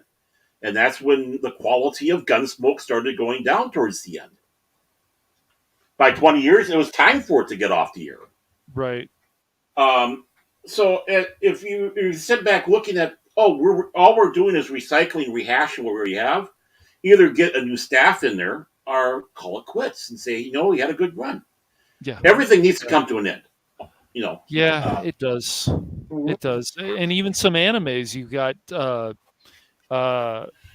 Fairy Tale, which went for a long, long time, but not as long as something like One Piece. And One Piece is still going, but it's some point soon they're going to finally end that. And well, there seems to have to be an ending to this stuff. And then when they do spin-offs, the spin-offs don't work because they don't have all the same characters. And it just, After MASH is a perfect example of a spin-off that didn't work. Well, it worked, but they moved it to a bad time on the second. Oh, did they? Oh, really? Okay. Yeah. I mean, it worked. I mean, people give that show a lot of crap. It wasn't that bad of a show, and they had the 2 seasons. But when they went to that second season, they kind of put into a dead spot, and then they tried to do a pilot for Radar. Yep. And then there's others. Oh, did they? Oh, they did a pilot of Radar. Interesting. Well, basically, it was an episode of that show, whatever. They're trying to do a Radar spin-off series then, too. Yep. And then when they bring these shows back, they just don't have the same kind of flair that they had before. And I think also the writers are afraid of making certain jokes because of social media and because of mobs. We'll just call them what they are, mobs, attacking people, threatening people, whatever, saying like, how dare you you need to do this or else or something. It's just stupid. And then the writers do the same thing. It's the same with CW. They actually had some good ideas and they squander them. They have good ideas for a show, they squander them. They have something like Agent of Carter, only gets 2 seasons. ABC starts moving it around. It's ridiculous. That show had so much potential to go at least 5 to 7 seasons. But just like Uprising with Tron. Uprising, the same thing. They move it around. Even your dog agrees. Yeah. Even the 2011 reboot of Thundercats, I thought was pretty good. I wish it was got pretty a second dang good. season. That animation is some of the best we've ever seen because, better technology. Even though the old one still stands up well, the new one adds a new flavor, and it was more serious than the original show, and that's pretty cool. Well, yeah, I mean, that's just it. And what made a lot of these shows iconic in the first place is because they did something new. I mean, like Hawaii Five-0. That was filmed entirely in Hawaii, unthought of. They wanted to do it in California, but Jack Ward said, no, I'm going that way. We're going that way. You have shows like Rockford Files, which was kind of... good show, very good show. I still like that better than Columbo. Yeah, you heard it, Crit. I like Columbo, but I like Rockford Files better. Well, James Gardner was the bomb. Let's put it that way. Absolutely. But the thing is they had the quirks in there. It started off, opened up. He had the answering machine, and then he's living in this trailer by the ocean. Living in a van down by the river type of thing. But he's driving a nice car. Yes. I mean, he's the fast talking detective. I mean, doesn't carry a weapon. Right. I mean, that show again. How are you going to reproduce that? Because it was for its time, it was groundbreaking. Now it doesn't mean anything if you try to do it that way. Right. No, because you're missing several key ingredients that made the original Rockford Files as successful as it was. Right, and there's been other detective shows, and even though Murder, She Wrote was never really one of my favorites, or even Madlock, those weren't bad shows, and they had good cases. And good writing. Yes, good writing, definitely. A strong lead. It's the same with you watch the Andy Griffith Show. The reason that's still on and people are going to still watch it, just like Isle of Lucy and the Dick Van Dyke Show and different ones, is because it's still quality. Same with Bewitch and other shows. You can go back and be like, wow, you know what? This is still enjoyable. Same with Gilligan's Island. Same with Starsky and Hutch. What else? Jeffersons, and of course there wouldn't be any Jeffersons if there wasn't All in the Family. So you just go down the list of these shows, but a lot of shows, there's now barely just a few. I remember back in the day there was more. Of course, there's streaming now. There's other things, but even streaming has its problems. Yeah. Well, I mean, you got Mary Tyler Moore Show. Talk about something that was groundbreaking. Even the Bob Newhart Show. That was even groundbreaking. You're giving a show about a psychologist and all that, and how they were working around that so they weren't insulting the people who would be his patients, but yet have something memorable and fun and have a laugh at. Even the Newhart Show, where he was able to have lightning in a bottle twice and do the Newhart, with the end and all that. Again, how he was able and how iconic. He can't do Newhart again. No, they couldn't do it. No, you couldn't. I mean, gosh, you brought up Gilligan's Island, and when I was a kid in elementary school, one of our TV stations in San Diego would play Gilligan's Island all afternoon. So when I got home, that's what I would watch as I'm doing my homework. Yeah, I think that's and I was just saying, Janet was saying we need independent network. We need more of them for sure. We've got some networks on there that want to show these old shows and keep these old shows, Love Boat and different ones. But we need one that has a network of all those shows. But of course, with rights and different stuff, even streaming gets access to this, and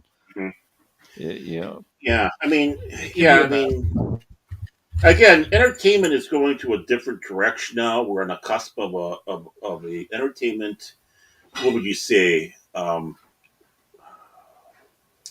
evolution. That'd be kind of a hard word, but I think what we're seeing for television, I think this is going to be one of the nails. This is going to be one of the nails, definite, uh, with this writer's strike.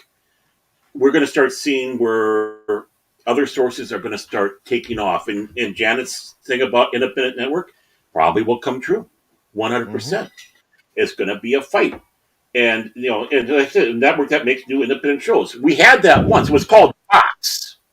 But, look what happened to Fox. We need a new Fox. They fell in line eventually. Yep. They did to some extent. They did, and they got involved in some politics even before. I guess Disney owns most of them. I don't know if they own all of Fox, but I guess they own. They might. As far as I know, as far as the Fox Television Network, News Corp still owns that. Yeah. Okay. Okay. So then that would probably fall under also like stuff like animal control. Okay. Probably, yeah.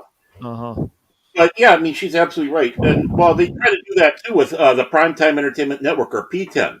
That's where you had Kung Fu: The Legend Continues, Babylon 5, Time Tracks. That was their attempt to try to start another network that fell through. And the only thing that survived out of that was Babylon 5 that went to TNT. So, I mean, yeah, Janet's absolutely right. And the thing is we might start seeing something like that coming out here. Yeah. Well, why doesn't the Sci-Fi Network start trying to come up with some new stuff? Like, Sharknado seems silly, but they like it's still so many, something different. Yeah, because they, like so many of Hollywood, can't come up with new material anymore. They're so afraid, and they're afraid of failure, and they should never be afraid of failure. If they fail, something else could come out of it. And there was even some shows. There was one that Nolan North was in a few years back that was a pretty good sci-fi show, and it was something new. But I don't know why they're not doing, especially Sci-Fi Network. I'd be creating all kinds of cool stuff on there, just like before. Yeah, they all get bought out, right? Well, that's just it, Janet. You're bringing up the big problem that we have with Hollywood: monopoly. Yep, the monopolies are out of control, and that needs to stop. Right. And it's not just Hollywood, it also goes right down to your locals. I mean, radio stations, TV stations. You start finding out how many stations are owned by one entity.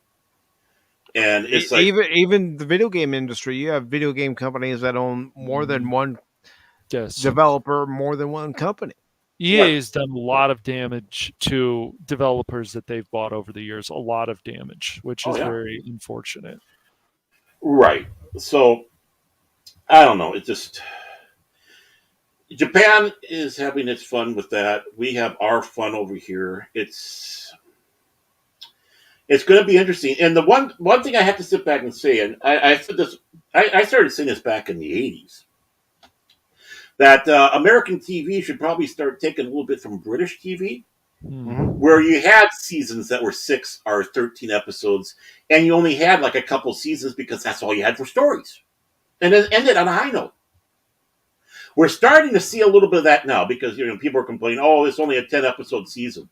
Well, wouldn't it be better for someone to try to put a ton of effort in 10 episodes than try to stretch something out to 26? Yeah, and if you're going to do 10 episodes, make them quality episodes. Just do the best you possibly can with all those episodes. Right. I mean, I'm all for shorter episode seasons. If it serves the purpose, or a longer season if it serves the purpose. Yes. I think that's the one thing that got to start going through the entertainment industry.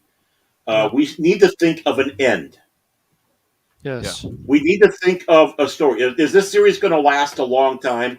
But I think they're wanting to have that Cheers where it runs 11 years, or Gunsmoke that runs 20 years, or Simpsons that's running 30 freaking years. Yeah. And it's pretty much been at the same time for a long time. The thing is, Simpsons is still, Matt Groening still understands, you know what, I'm going to try something new and see where it goes. It may land, it may not. Even though there's some pandering in Simpsons, unfortunately, with the no Apu and some voice changes because of some nonsense. But the thing is, they're still trying something new. Yeah. And I understand people giving up on Simpsons. I haven't. I'm still watching Simpsons, and so is my brother. But they are still trying something new. and it doesn't always land. But Simpsons is still better than Family Guy, I would say. Family Guy is still on a course to crash and burn as hard as possible, especially the last 3 seasons. But Yeah. The one thing I have to sit back and say, if you're talking about the Family Guy when it first came out versus Simpsons, it was the Family Guy was going was in the lead. But then, of course, Seth MacFarlane and the others decided to go whatever. Yes. They decided they're not going to make certain jokes that you can just tell the writing. It just feels like Seth MacFarlane, the rest of the cast, they're just coming in for a paycheck. I mean, I hate to say it that way, but it does feel that way, the way these episodes are written. They're not caring enough about Stewie and Brian. And it's crazy. It's just not very. And here's another thing about enjoyable. Family Guy. Whenever they would release a new season onto DVD, I would buy it. It's gotten to a point where I don't even want to buy it. No, the last 3 seasons have been. I just keep watching it because it's just a slow train wreck, and see if it's going to get a little bit better or a little bit worse. Yeah, I agree with Janet. Like there's been a few South Park episodes, maybe more than a few that were but overall, you still turn on South Park and you still get a lot of laughs. And South Park is one of those shows that has like 8, 10, 13 episodes a season too. Mm-hmm. So again, what's their main focus on? To do the best quality as possible. And of course, like we said before, it's going to miss. They're not going to hit it all the time. No, but damn it, they're taking risks. They are taking risks. You got to give them compliments for that. Yes. Mm-hmm. They want to bring stuff like Futurama back. Well, how is that going to go? Futurama, I think, should have just ended. I don't. If it's going to be more politically correct, that's going to be horrible, and people are going to rip it to shreds. Because what made Futurama so great in its first iteration was that it wasn't politically correct. They made the jabs and poked fun at many people. Yeah, just like The Simpsons did before it. Right. Yes. And of course, what was fun is these people knew the genre of science fiction and respected it, and did a damn good job of actually having good science fiction with the humor. That's and maybe that's another thing to Jenna's point. Maybe these creators of these shows need to have more control over their own creation instead of letting the studio dip their hands into it as much as the studios like to do. Well, one of the problems is a lot of these people that are the creators, after a while, they figure, okay, I'll let the other people go and get the paycheck. I got the fee coming in, and they don't necessarily care as much for it. And, I mean, let's face it, Gene Roddenberry walked away from Star Trek in the 3rd season. Mm-hmm. A lot of people don't know that. A lot of people don't, even in Star Trek history, don't know that. That basically, Gene Roddenberry walked away in that 3rd season. And it was Fred Freiberg, I believe, is the guy who took over for being a producer. So, I mean, it happens all the time. Then he walks away and then he bitches and moans about, my Star Trek and Paramount, blah, blah, blah. And even bringing back with the Next Generation wasn't any new ideas. It was basically Star Trek Phase 2. But that's just it. The creators sometimes, after a while, they don't care. They're tired of it. They burn out or whatever. And sometimes they lose ideas or direction. Yep, I would give. I agree, Janet. But I would just you build a network like what is their network? GAC, and they basically said we're going to be a network of family values. And the man who built it, I don't know if you guys saw this article a while back. It was on Bounty in the Comics. The guy who built it. He said, this is what we want for our network, family values. Well, because he came out and said that, and even Candace Cameron Bure, I think that's her full name, who used to be on Full House and Fuller House and whatever. She says, we're not trying to hurt anybody. We're just saying that our network is going to have family values. And so it ticks off Hallmark, which makes me laugh. No, I don't see a problem with it. If you don't like it, don't watch it. That's it. Well, competition's good. That's right. For those who still have cable and satellite, If you don't like something, all you got to do is change the channel. I do. I mean, I don't really watch the cable or satellite. I haven't really watched much television these last few, for obvious reasons. But I mean, there's nothing really for me to watch out there. I mean, I'm going to try to start watching some stuff because I do have access to some things now. But I just feel like I'm lost in the wilderness there when it comes around to entertainment with television, the studios, networks. Uh, it's like it's not even a phoning in. It's just let's all bleat. It's a bunch of sheep that are in a room. Now everyone talks about the monkeys with the typewriters. In this case, it's a bunch of sheep with typewriters going ba ba ba, and that's what you're getting. MPC television writing. Yep. The MPC network. Yeah. So, moving on here, we have this story from Bound in the Comics that says Super Mario Brothers creator Shigeru Miyamoto, the Super Mario Brothers movie success thanks in part to overseas critics giving quite low marks. Super Mario Bros. Creator Shigeru Miyamoto recently stated the Super Mario Bros. Movie may have done well in part of poor reviews from critics, giving fans, driving fans into theaters, not giving fans. The film was Nintendo's first step onto the silver screen in 30 years outside the Pokemon movies and reached over 1 billion worldwide. That's $1 billion since I don't have the clip. Sorry. $1 billion. In just under a month. In an interview with NDW, machine translation, of course, is what it's telling us here in the article, Shigeru Miyamoto proposed an unexpected reason why the Super Mario Bros. Movie did well. The fellow and former Nintendo representative director discussed his career and his I just screwed that up. And Nintendo's involvement with the film and the development of Super Nintendo World at Universal Studios theme parks. He also mentioned being blown away that American visitors were prepared to queue up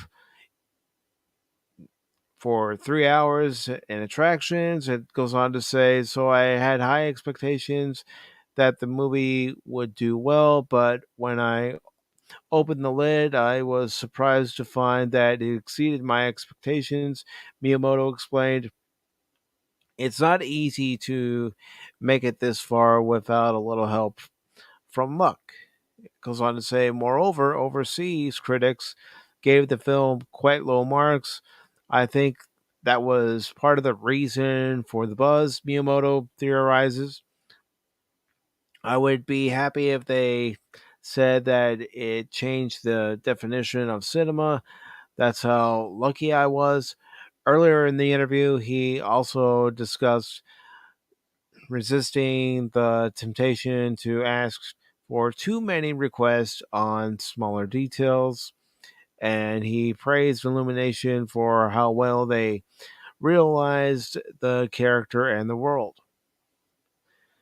It also goes on to say in this article, at the time of writing, the Super Mario Brothers movie has 59% on the tomato meter from 254 critic reviews.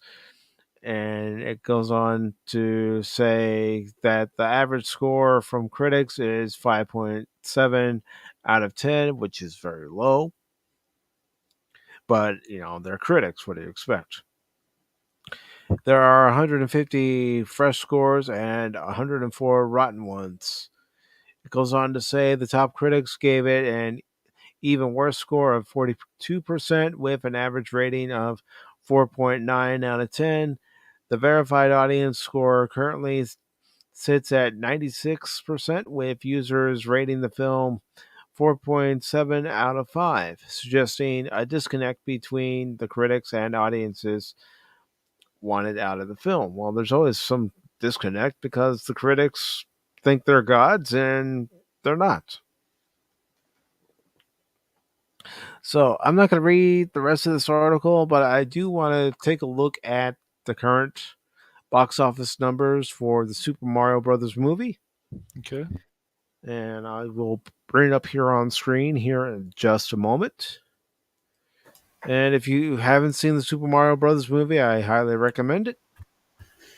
My apologies. I was a little bit away here. I was being distracted by the long suffering who had questions to ask. But the Super Mario Brothers movie, how perfect! All the people that are making the fuss about it, and it only brought people to the theater. Mhm. Well, what's funny is about this, the theory that I have about this is it doesn't have a certain message. Excuse me.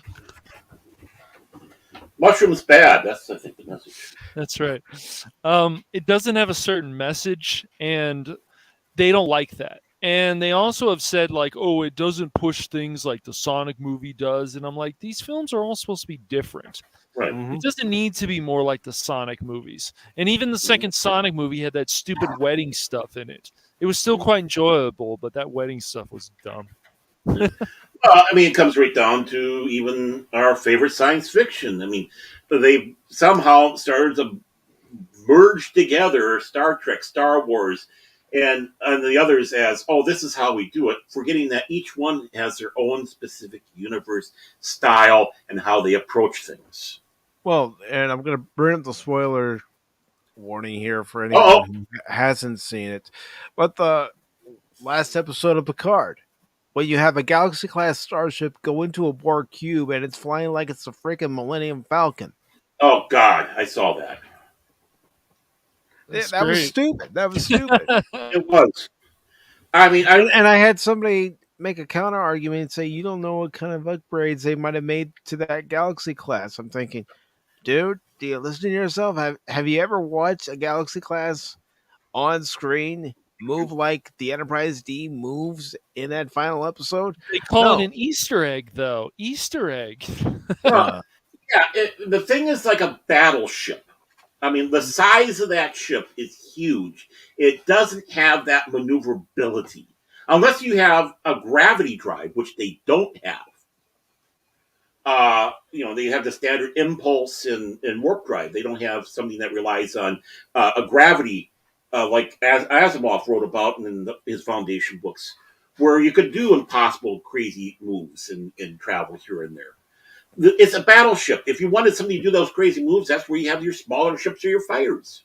I was going to say, that's why the Defiant could move the way it was, because it was a smaller ship. It was specifically designed to fight against the Borg. It was like a PT boat almost. Yeah. And it was able to do that. If they wanted to do something like that, it should have been the Defiant. But no! Member berries. It's...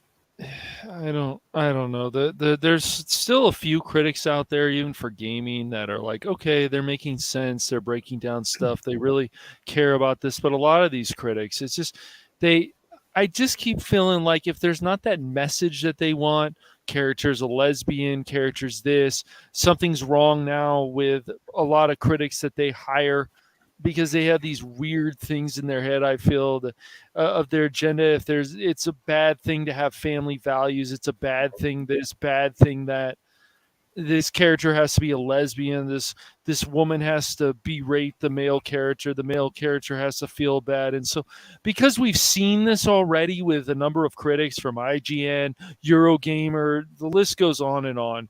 That this is what they want. And other people are seeing it too. Like, they want this. They need that message. It doesn't have a certain message, then, it's not that good. It doesn't push boundaries enough. It's too simple. It's just, they just want to find any excuse. And if that's how they feel, great. But a lot of fans do not. And that's why this has made over $1 billion. The critics can feel the way they want to feel, but look at how much it's made worldwide. Yep. Poodles. Yeah. So, you know what? This is where the critics can take their opinion and shove it. I mean, even with Chris Pratt doing the voice, oh my God, how could that happen? And speaking of Chris Pratt, I know people are going to flame me for this, but I'm going to see it because I enjoyed the first two. I'm going to go see Guardians of the Galaxy So am I. Volume 3 on Saturday. Oh, sorry. Saturday already? Wow. I don't know about it on Saturday, but I'll be seeing it soon. Yeah, I want to see it. I want to see it. That's about the only Marvel film I'm interested in seeing. And it's because of the cast. And yeah, even the director. Yeah, I get that, Kitty Bear. I mean, and what was nice about Guardians of the Galaxy, it wasn't a message movie.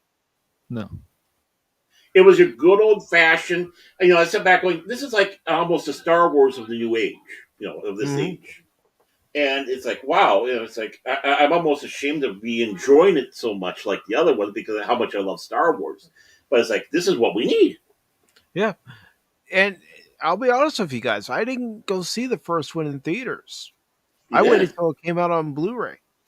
And that's where I would usually rent a movie like that before I would buy it. But I went, you know what? It's gotten so much good word of mouth. I'm going to take a chance. I'm going to go ahead and buy it. And I'm glad I did. I need to buy it. I need to get that one and the second one. I mean, they're both good films. Mm-hmm. And I'm hoping this third one, I am praying hard that the third one's, I don't want to see these things go bad. See, that's the thing. No, I don't want this stuff to fail just because it's supposed to. No. I just don't want it to. I don't want any of this. I never wanted Picard to fail. No. I never wanted Discovery to fail. I was hoping that maybe we have ourselves a new take and a new whatever direction, but still within the realms of Star Trek. And of course, they proved us wrong.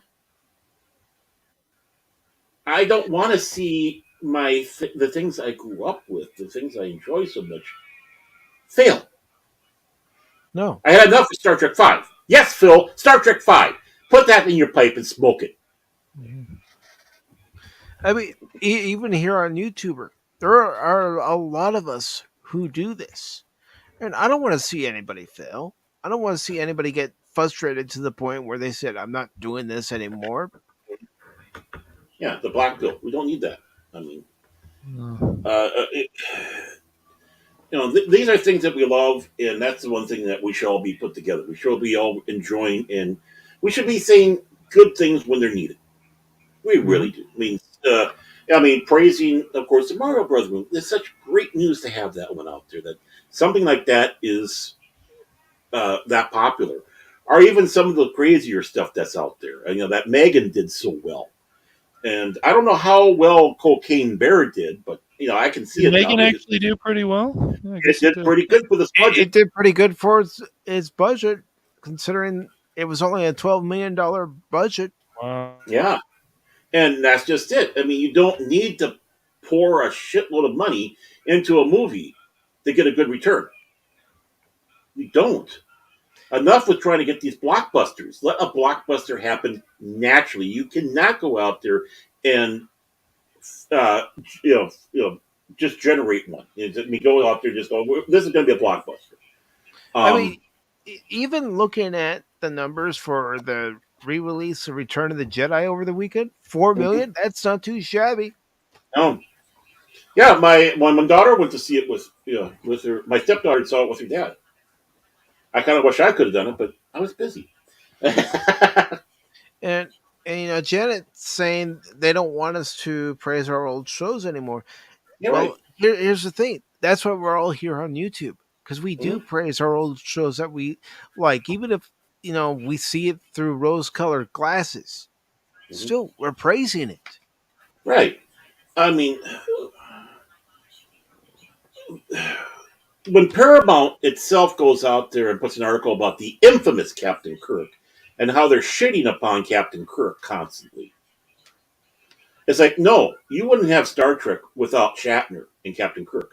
Mm-hmm. I don't think Star Trek would have become popular like it did if he had Pike in Commander. Got a middle block on the actor's name.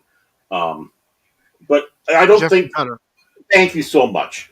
I don't think Star Trek would have taken off with that original cast. I really don't.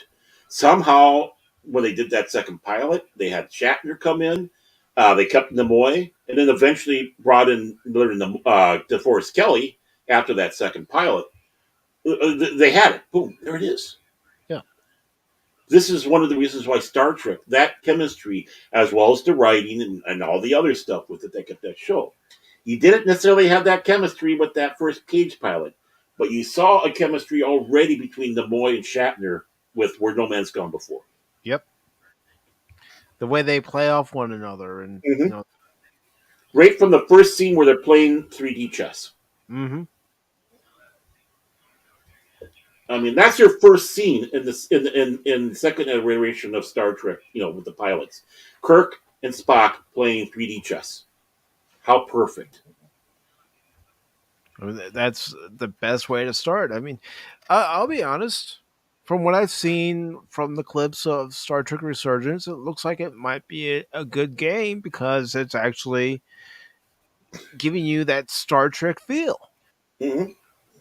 Yeah, we'll see how it turns out. I think it's gonna be like what, a $15 game, maybe more. I don't think it's gonna be too much. I haven't seen any price point on it yet, but I wouldn't expect a game like that to be $70. You never know. They're kind of full of themselves anymore. Yeah, you're right. I mean, how much did that Jedi, the new one, $70 cost? for the base game? Do you see those articles? The Eckhart's I dropped in there. We can talk about that real quick because I was going to talk about the Sony article too. But let me go ahead and pull up that. I'm going to go ahead and pull up that article first, Baron, and let me just get it here. There we go. Is this one I found? I think so. You actually found an article? I found a bunch actually, but wow, you're farming for articles. I was. Well, I'm going to go ahead and put the link to this YouTube video because that's what I had clicked on. So yeah, that was Eckhart's Ladder, right? Yeah. Because I'm not actually going to play it here on the channel, but I'm going to go ahead and put the link to it into the chat. This way, if anybody wants to hear the author of this videos. Eckhart's Ladder is pretty good. He's a pretty good guy. He can get a little mushy sometimes with Disney stuff, but he does a lot of original EU stuff. Another guy he works with, I think Corey or something like that is the other guy, and he's got his own where they talk about the old EU. So these people are old time Star Wars fans. So, and I know Eckhart's up in Canada. Okay? Yep. He's a lawyer. He's a lawyer in Canada. So we'll go ahead and talk about the Sony article, and yeah, I've had 2 times played Jedi Survivor. The other day, my voice mod software was acting up, so nobody could hear me at first, and then when they did hear me, it wasn't very good. So I am still gonna play the game. I'm gonna just deal with any of the problems the game has because I want to be able to give you guys my reaction to it, but I'm not doing it for clicks. I'm doing it because I want to find out for myself. Okay, what other issues does this game have other than the ones I've already experienced? So we have this article here from PC Gamer, and it says Sony confirms more PC ports are coming because it's making a ton of money. You think? Huh? The hell you say? Sony reaffirmed that it will continue to release first-party games on PC, and it's not hard to see why. The article goes on to say, The Last of Us Part 1 on PC has not gone well, to put it mildly. Eyebrows Joel was fun for a while, but it's been a month now, and Naughty Dog is still struggling to get it right. Sony's overall strategy of putting out more of its first-party games on PC, on the other hand, seems to be going very well.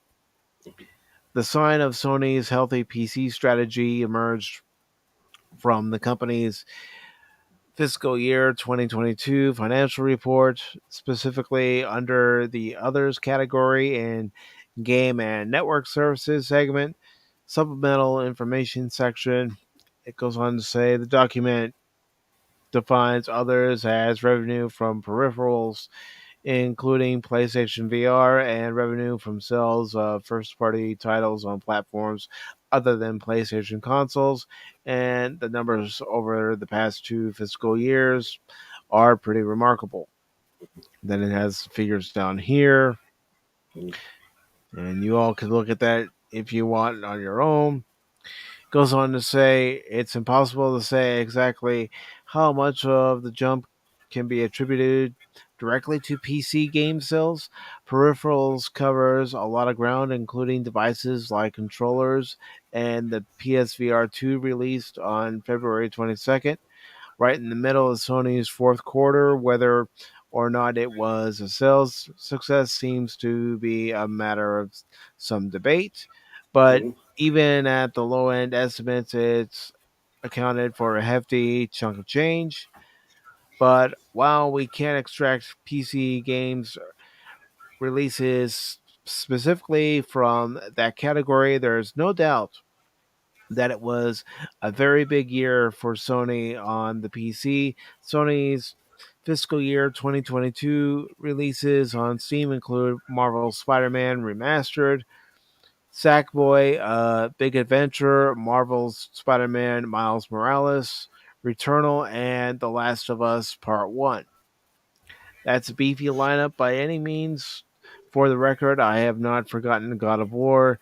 It came to PC in January 22, making it a fiscal year 21 release. It says Sony's fiscal year runs from April 1st to March 31st, which explains the quarter three revenue spikes. And it goes on to say that's the holiday quarter, yada, yada, yada. But it says, some sales figures here, talking about by comparison, PlayStation 4 and 5 exceeded 1.12 trillion yen or 8.2 billion, while game software, including add-on content like in-game currency and DLC, surpassed 1.7 trillion or 12.6 billion. So yeah, I mean, you're making loads and loads of money. It's not hard to see why you would continue to port your first party games onto PC if you're thinking, well, if this game's making money, what if we do this game? How much money will that game make? Yeah, as long as the ports are good. Yeah. And as long as they're not, released on day one with flaw after flaw, frame rate, and it's actually playable, it'll be fine. Look, that one thing about the game area is I have no problems if they take the older games that we had and remaster them up. In other words, you take everything about that game, put it on a newer engine, better graphics. I mean, can you imagine doing Dark Forces with a better engine and better graphics? That'd be just awesome. Oh yeah. I mean, that would be cool, but I'd rather have a dark. Take the first two Battlefront games and remaster those. Right. I can play devil's advocate too about remasters because I don't feel that remasters are necessary in a lot of cases. But you're talking about an old game like Dark Forces, exactly. Right. I'm talking about stuff like Duke Nukem. I'm talking about stuff like they've already done Doom. Updating that stuff, but stuff that the original Castle Wolfenstein. Because let's face it, that before its day it was wow, but now it's it's like but you can get the newer Castle Wolfenstein games, and those are a lot of fun. So. Oh yeah, but sometimes you like the old thing. But I know they're doing Knights of the Old Republic. But the thing is they're wanting to change the story, and they had for a while one of these crazy blue-haired land whales. that was in charge of of doing the story. It's like, what? Okay, you're gonna fill it all up. Yeah, remakes can be nice. They did a good job on Link's Awakening on Nintendo Switch. Mhm. But we still need some more new titles. Oh yeah, There's been too many remakes and remasters. Like, oh, they're so good, but it's gonna get to the point where it's just oversaturated. And if it right. isn't already or starting to be, they did a remake of Dead Space. It seems like they've done like 3 remakes of Mhm. Resident Evil 4, and I don't know. Right. It's just Well, it's just let's get a new one in the series, or let's go in another direction or something. Well, the best thing is it needs to be balanced. I mean, okay, well, let's do a couple of these where we remaster them up and make them look good, like Dark Forces, Right. and then let's go out and do an original thing, and let's not have it full of bugs and release too early. It would be nice, but yeah. Or say that we're gonna delay the game a month so we can work on the bugs, and then upon release, you didn't work on the bugs; you added more. Right. Which kind of is a segue into what we were about those videos I sent you. Yeah. And like I said, I'm not gonna show them, but I am gonna include the link because, and I'll tell you what, because I did show a video from another content creator on Sunday during the Power Ranger stream, Yeah. and I was asked to edit it out, so I did. Okay, I understand that.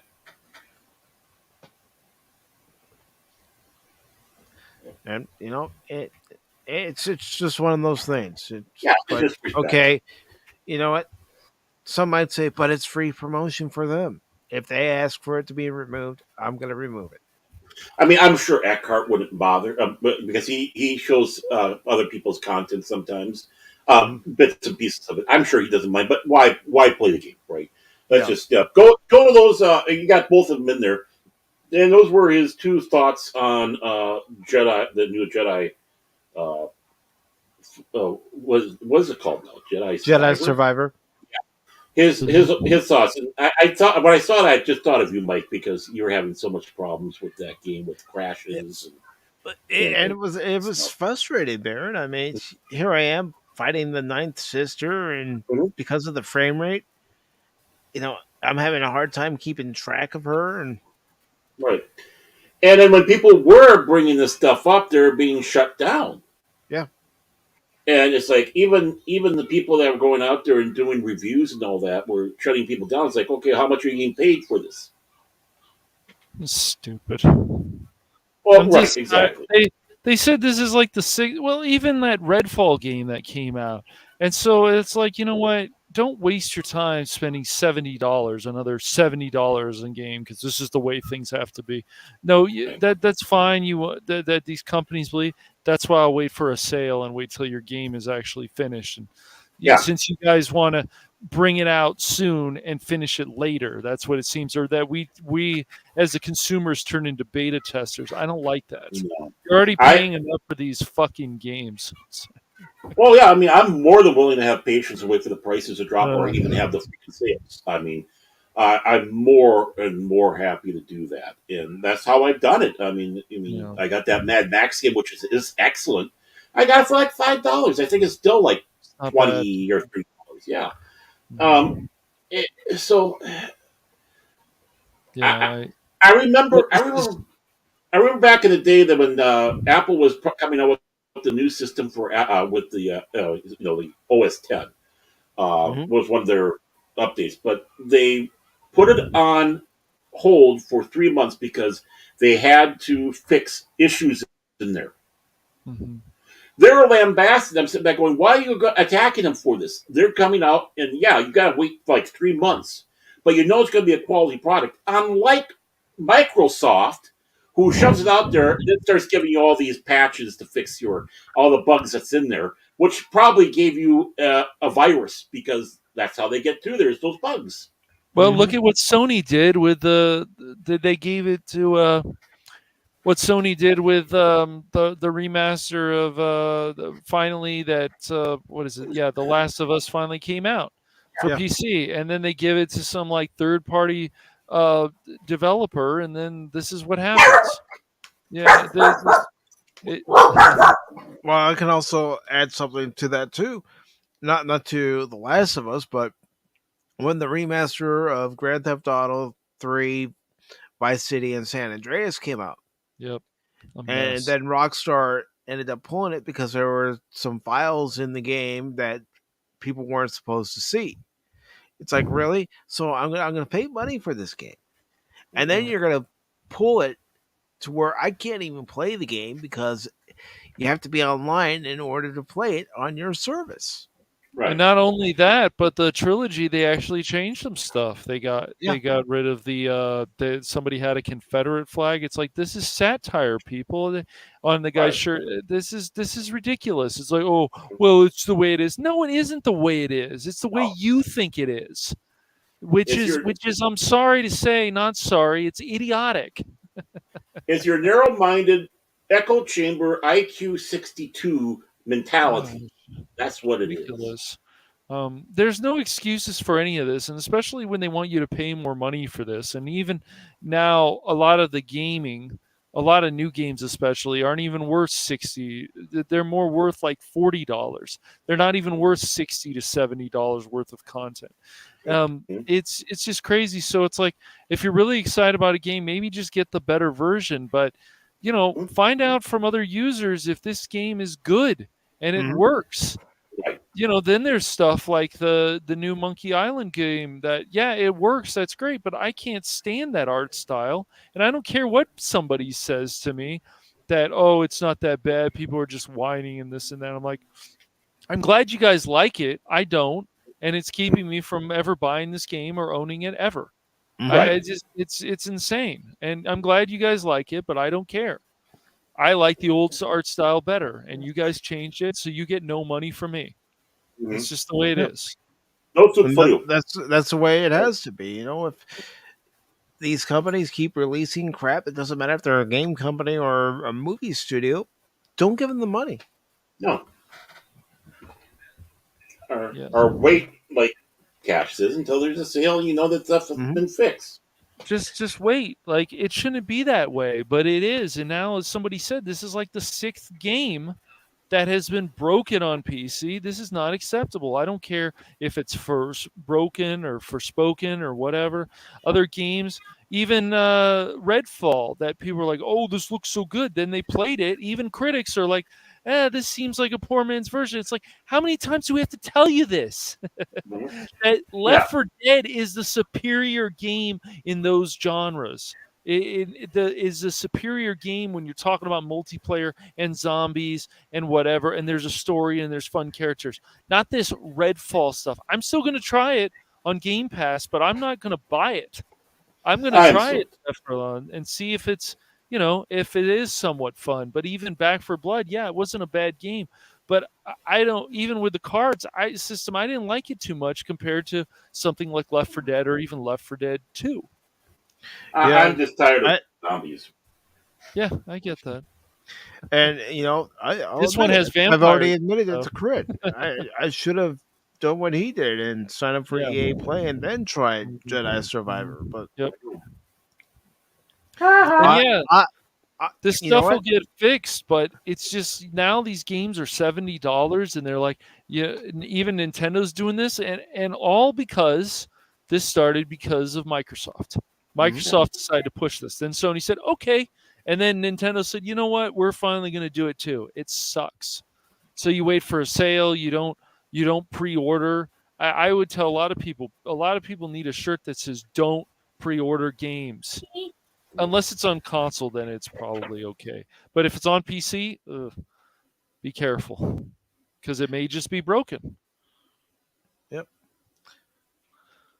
And moving on to our last topic of the evening, we have this article from comicbook.com, and it says Aerosmith announces farewell tour. The article starts off by saying Aerosmith, who for decades have marketed themselves as America's greatest rock band, has announced a farewell tour. Called the Peace Out Tour, the band will be joined by the Black Crowes. So far, the tour has dozens of U.S. and Canadian dates, with fans already asking about the possibility of European dates. The band first joined up in 1970 and released their self titled album in 1973. Wow, hard to believe. Mm-hmm. They are timing the tour for to 50 years since they first became household names, and it will presumably be a pretty excuse me. I'm screwing up, guys. Come That's on, And it okay. will yeah, go. presumably be a pretty broad setlist that will appear that will span. Yep, see, I told you I'm screwing up. That will span their biggest hits. But you know what? It's real. It's genuine. It's not scripted. None of these shows are scripted. Yep, we got professional scabs. The announcement came via the Aerosmith social media accounts. Here's what they had to say. Peace out. After 50 years, 10 world tours, and playing for over 100 million fans, it's time for one last go. Aerosmith Peace Out with special guest The Black Crowes. Fans will see one of the most significant American rock bands in history one last time during this not to be missed final tour.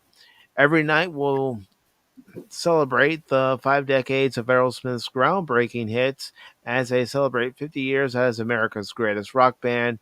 In addition, THX will bring their THX certified live high fidelity experience on the road, calibrating each arena with leading edge technology so fans don't miss a beat of Aerosmith's classic rock tunes and quality audio.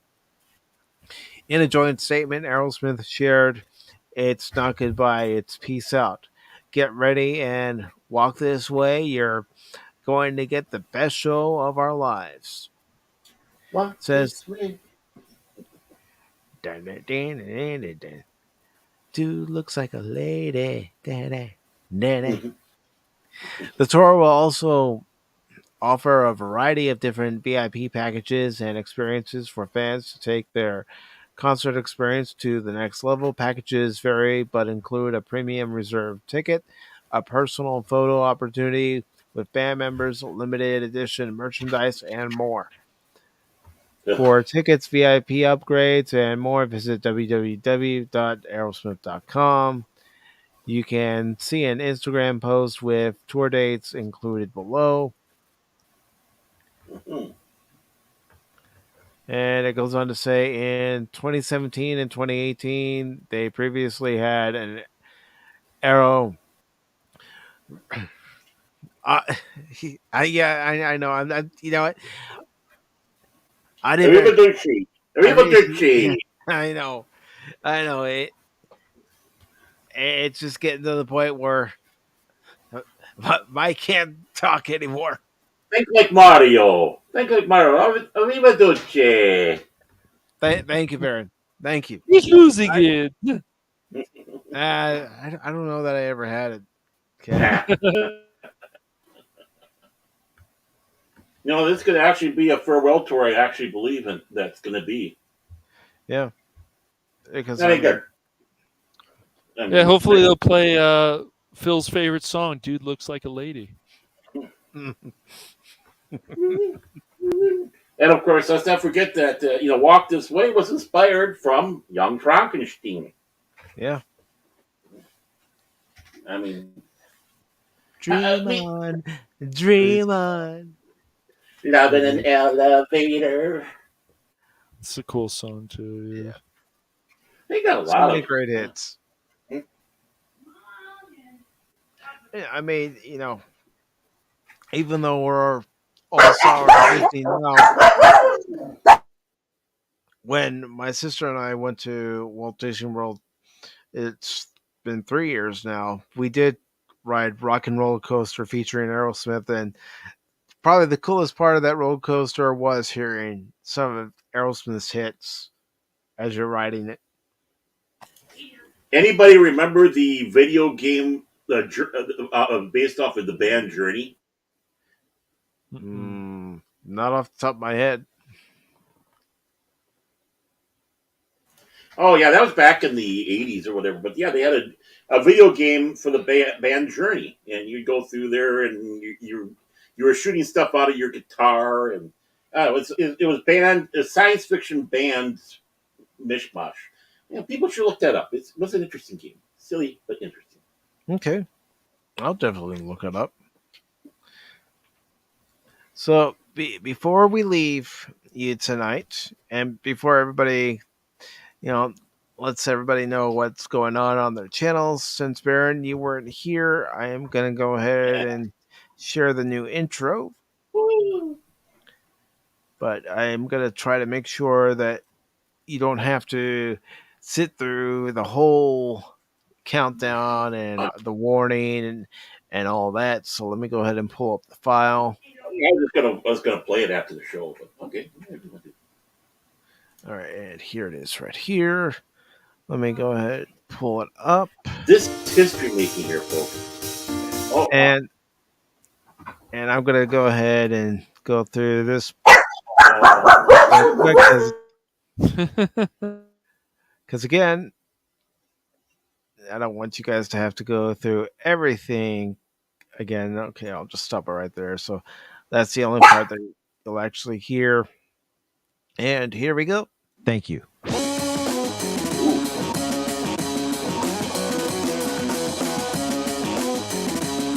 I got top pulling over cash.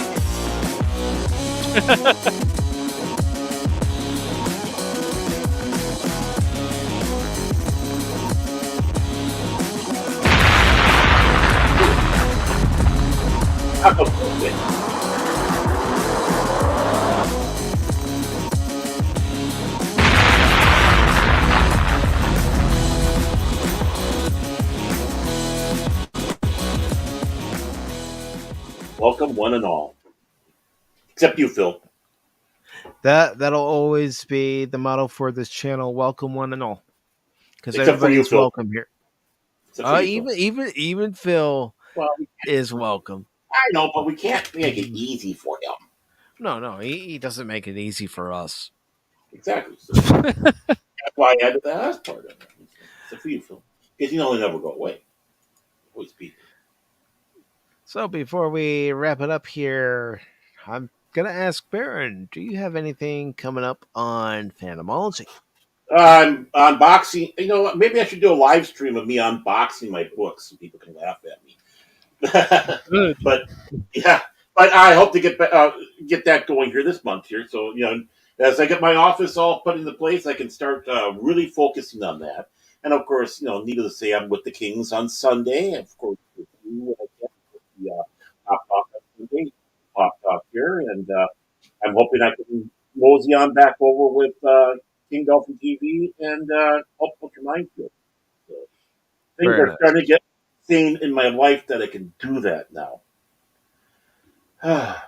You know that this place I'm living in is paid for? That makes it a lot less stressful. Right. Across the way. It's like, I'm looking at it going, I own this. I mean, I own this. It's not the bank. Me being the bank. I own this. It's an odd feeling. It's got to be a great feeling, though. Oh, yeah, it is. It is. Very nice, Baron. And Cash. Yes. So I was thinking of doing Agents of Mayhem today, but then some things came up, so I'm not sure, because the thing is, I always want to do long streams. In the past on Twitch, I've done 8 to 12 hour streams, not always, but it can be so much fun, and especially you get so much done in the game. But I'm probably gonna either today, definitely tomorrow, I'm gonna have it scheduled either today or tomorrow for Agents of Mayhem, and that should be a lot of fun, and I'll play that for a number of hours. And then on Friday, most likely, it might be either Friday or Sunday, but most likely on Friday I'm going to be playing Final Fantasy 12. Nice. And then Saturday, if Mike wants to, we're going to take on Satan in Broforce. we'll see if we get some more people, maybe Crit and some other people to. Is that get kind a of related team. to the Bros movie? Is this what No, it's No, not. no. It has nothing to No, do with it. it's Bro Force. This is Bear this, Roman Tag. Yep. Bro Yep. 2007. Pacific 414. Bro yeah, Force. and, Wow, you got him going. yeah, and I just have a lot of fun playing that game. I'll admit it. yes, It's and a so silly game. it's a silly game, yeah, and so we're on Satan, and we have to beat Satan's final form. Well, I'm let's quite We sure this is came his final close, but form. Yes, it's just getting to the point where it's like, Cash, I'm running on fumes here. yeah, it's yeah, brutal. we're not like you, Cash, where we can do like 24-hour Twitter runs and No, I 12-hour can't do streams of stuff, games. man. And No, I no. don't know where you get that energy for that. I mean, So what is it Satan's final form? Is it Phil? what was that? What is Satan's final form, Phil? Maybe. Yeah, maybe. He keeps yelling at you and tells you things. Yeah, no, Satan's an ass in that game, and so we're gonna figure it out. But if Mike's up for it on Saturday, we'll finish it off. I'm up for it. I'm up All for right. it. He's tough. He's tough. But He right knows how to take now, the Phantom Hooligans is just going to have live streams until I put out my first video, and then we will have discussion streams again. But I haven't really found much lately that I want to discuss. Some of my friends were talking about maybe we should do. How about Maybe dog? we could talk about the dog, Baron's dogs. Talk about even maybe having a stream of Top Gun or maybe Guardians. Yeah. Yeah, Volume 3. Maybe Mario. That would be a good stream to do. So It's a me, Mario. it's a me, Mario. Yeah. So, but right now, just gaming streams are coming up this week, so it'll be crazy as it always is. Grab your floaties. Very nice. And as far as Pacific 414 is concerned, the only thing I have planned, and it's concrete, is doing Sunday's Pop Talk. I don't have anything else planned at the moment. Of course, as I mentioned during this broadcast, I will be going to see Guardians of the Galaxy Volume 3, so I'll probably post an out of the theater thoughts video after I've seen it and give you my thoughts on the movie. It probably won't be as short. It will probably be, however long I decide to ramble on in the video type of video. The video longer than the movie, huh? Well, I don't know if I can go that long, Barrett.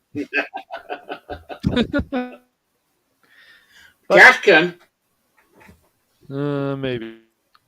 But of course, if I do decide to do a Scars Above stream or a Jedi Survivor stream, please be sure to check the community tab here on the channel and, of course, my Twitter account. So you'll know when and if I'm going to end up doing a live stream other than Sunday's Pop Talk. Be a twit and join up.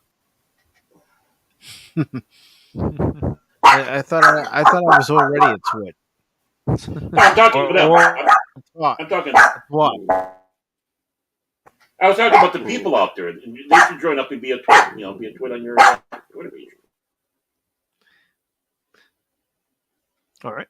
And before we go, because I like doing this, because I do appreciate everybody who stops by.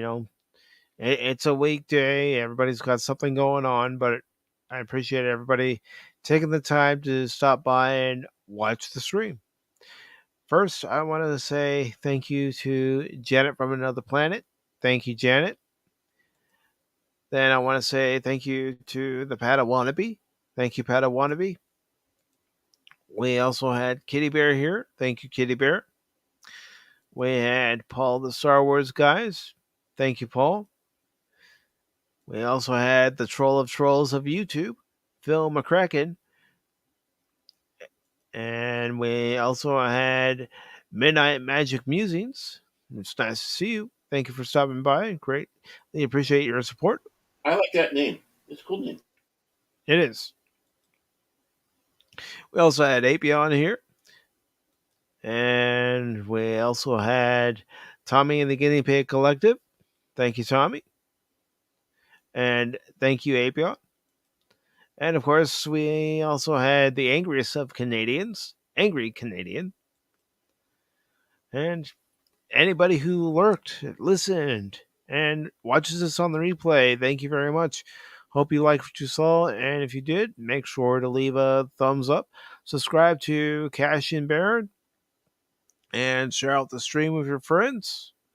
And until next time, this has been Mike for PACIFIC414 Pop Talk, who wants to tell you, and I always try to remember to say this, even though the other day I screwed it up, but I'm not just a baseball guy, I'm an all-around guy. Take care, everyone. And Baron, guess what? Not only did we have a new intro today, but I also did the outro. Woo, woo, woo. Can't wait. Oh.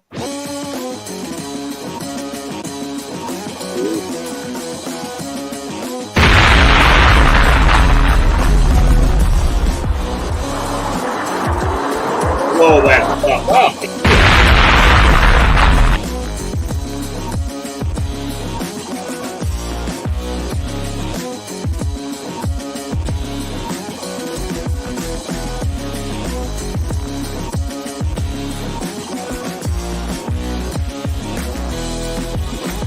I'm rounder than Mike, though.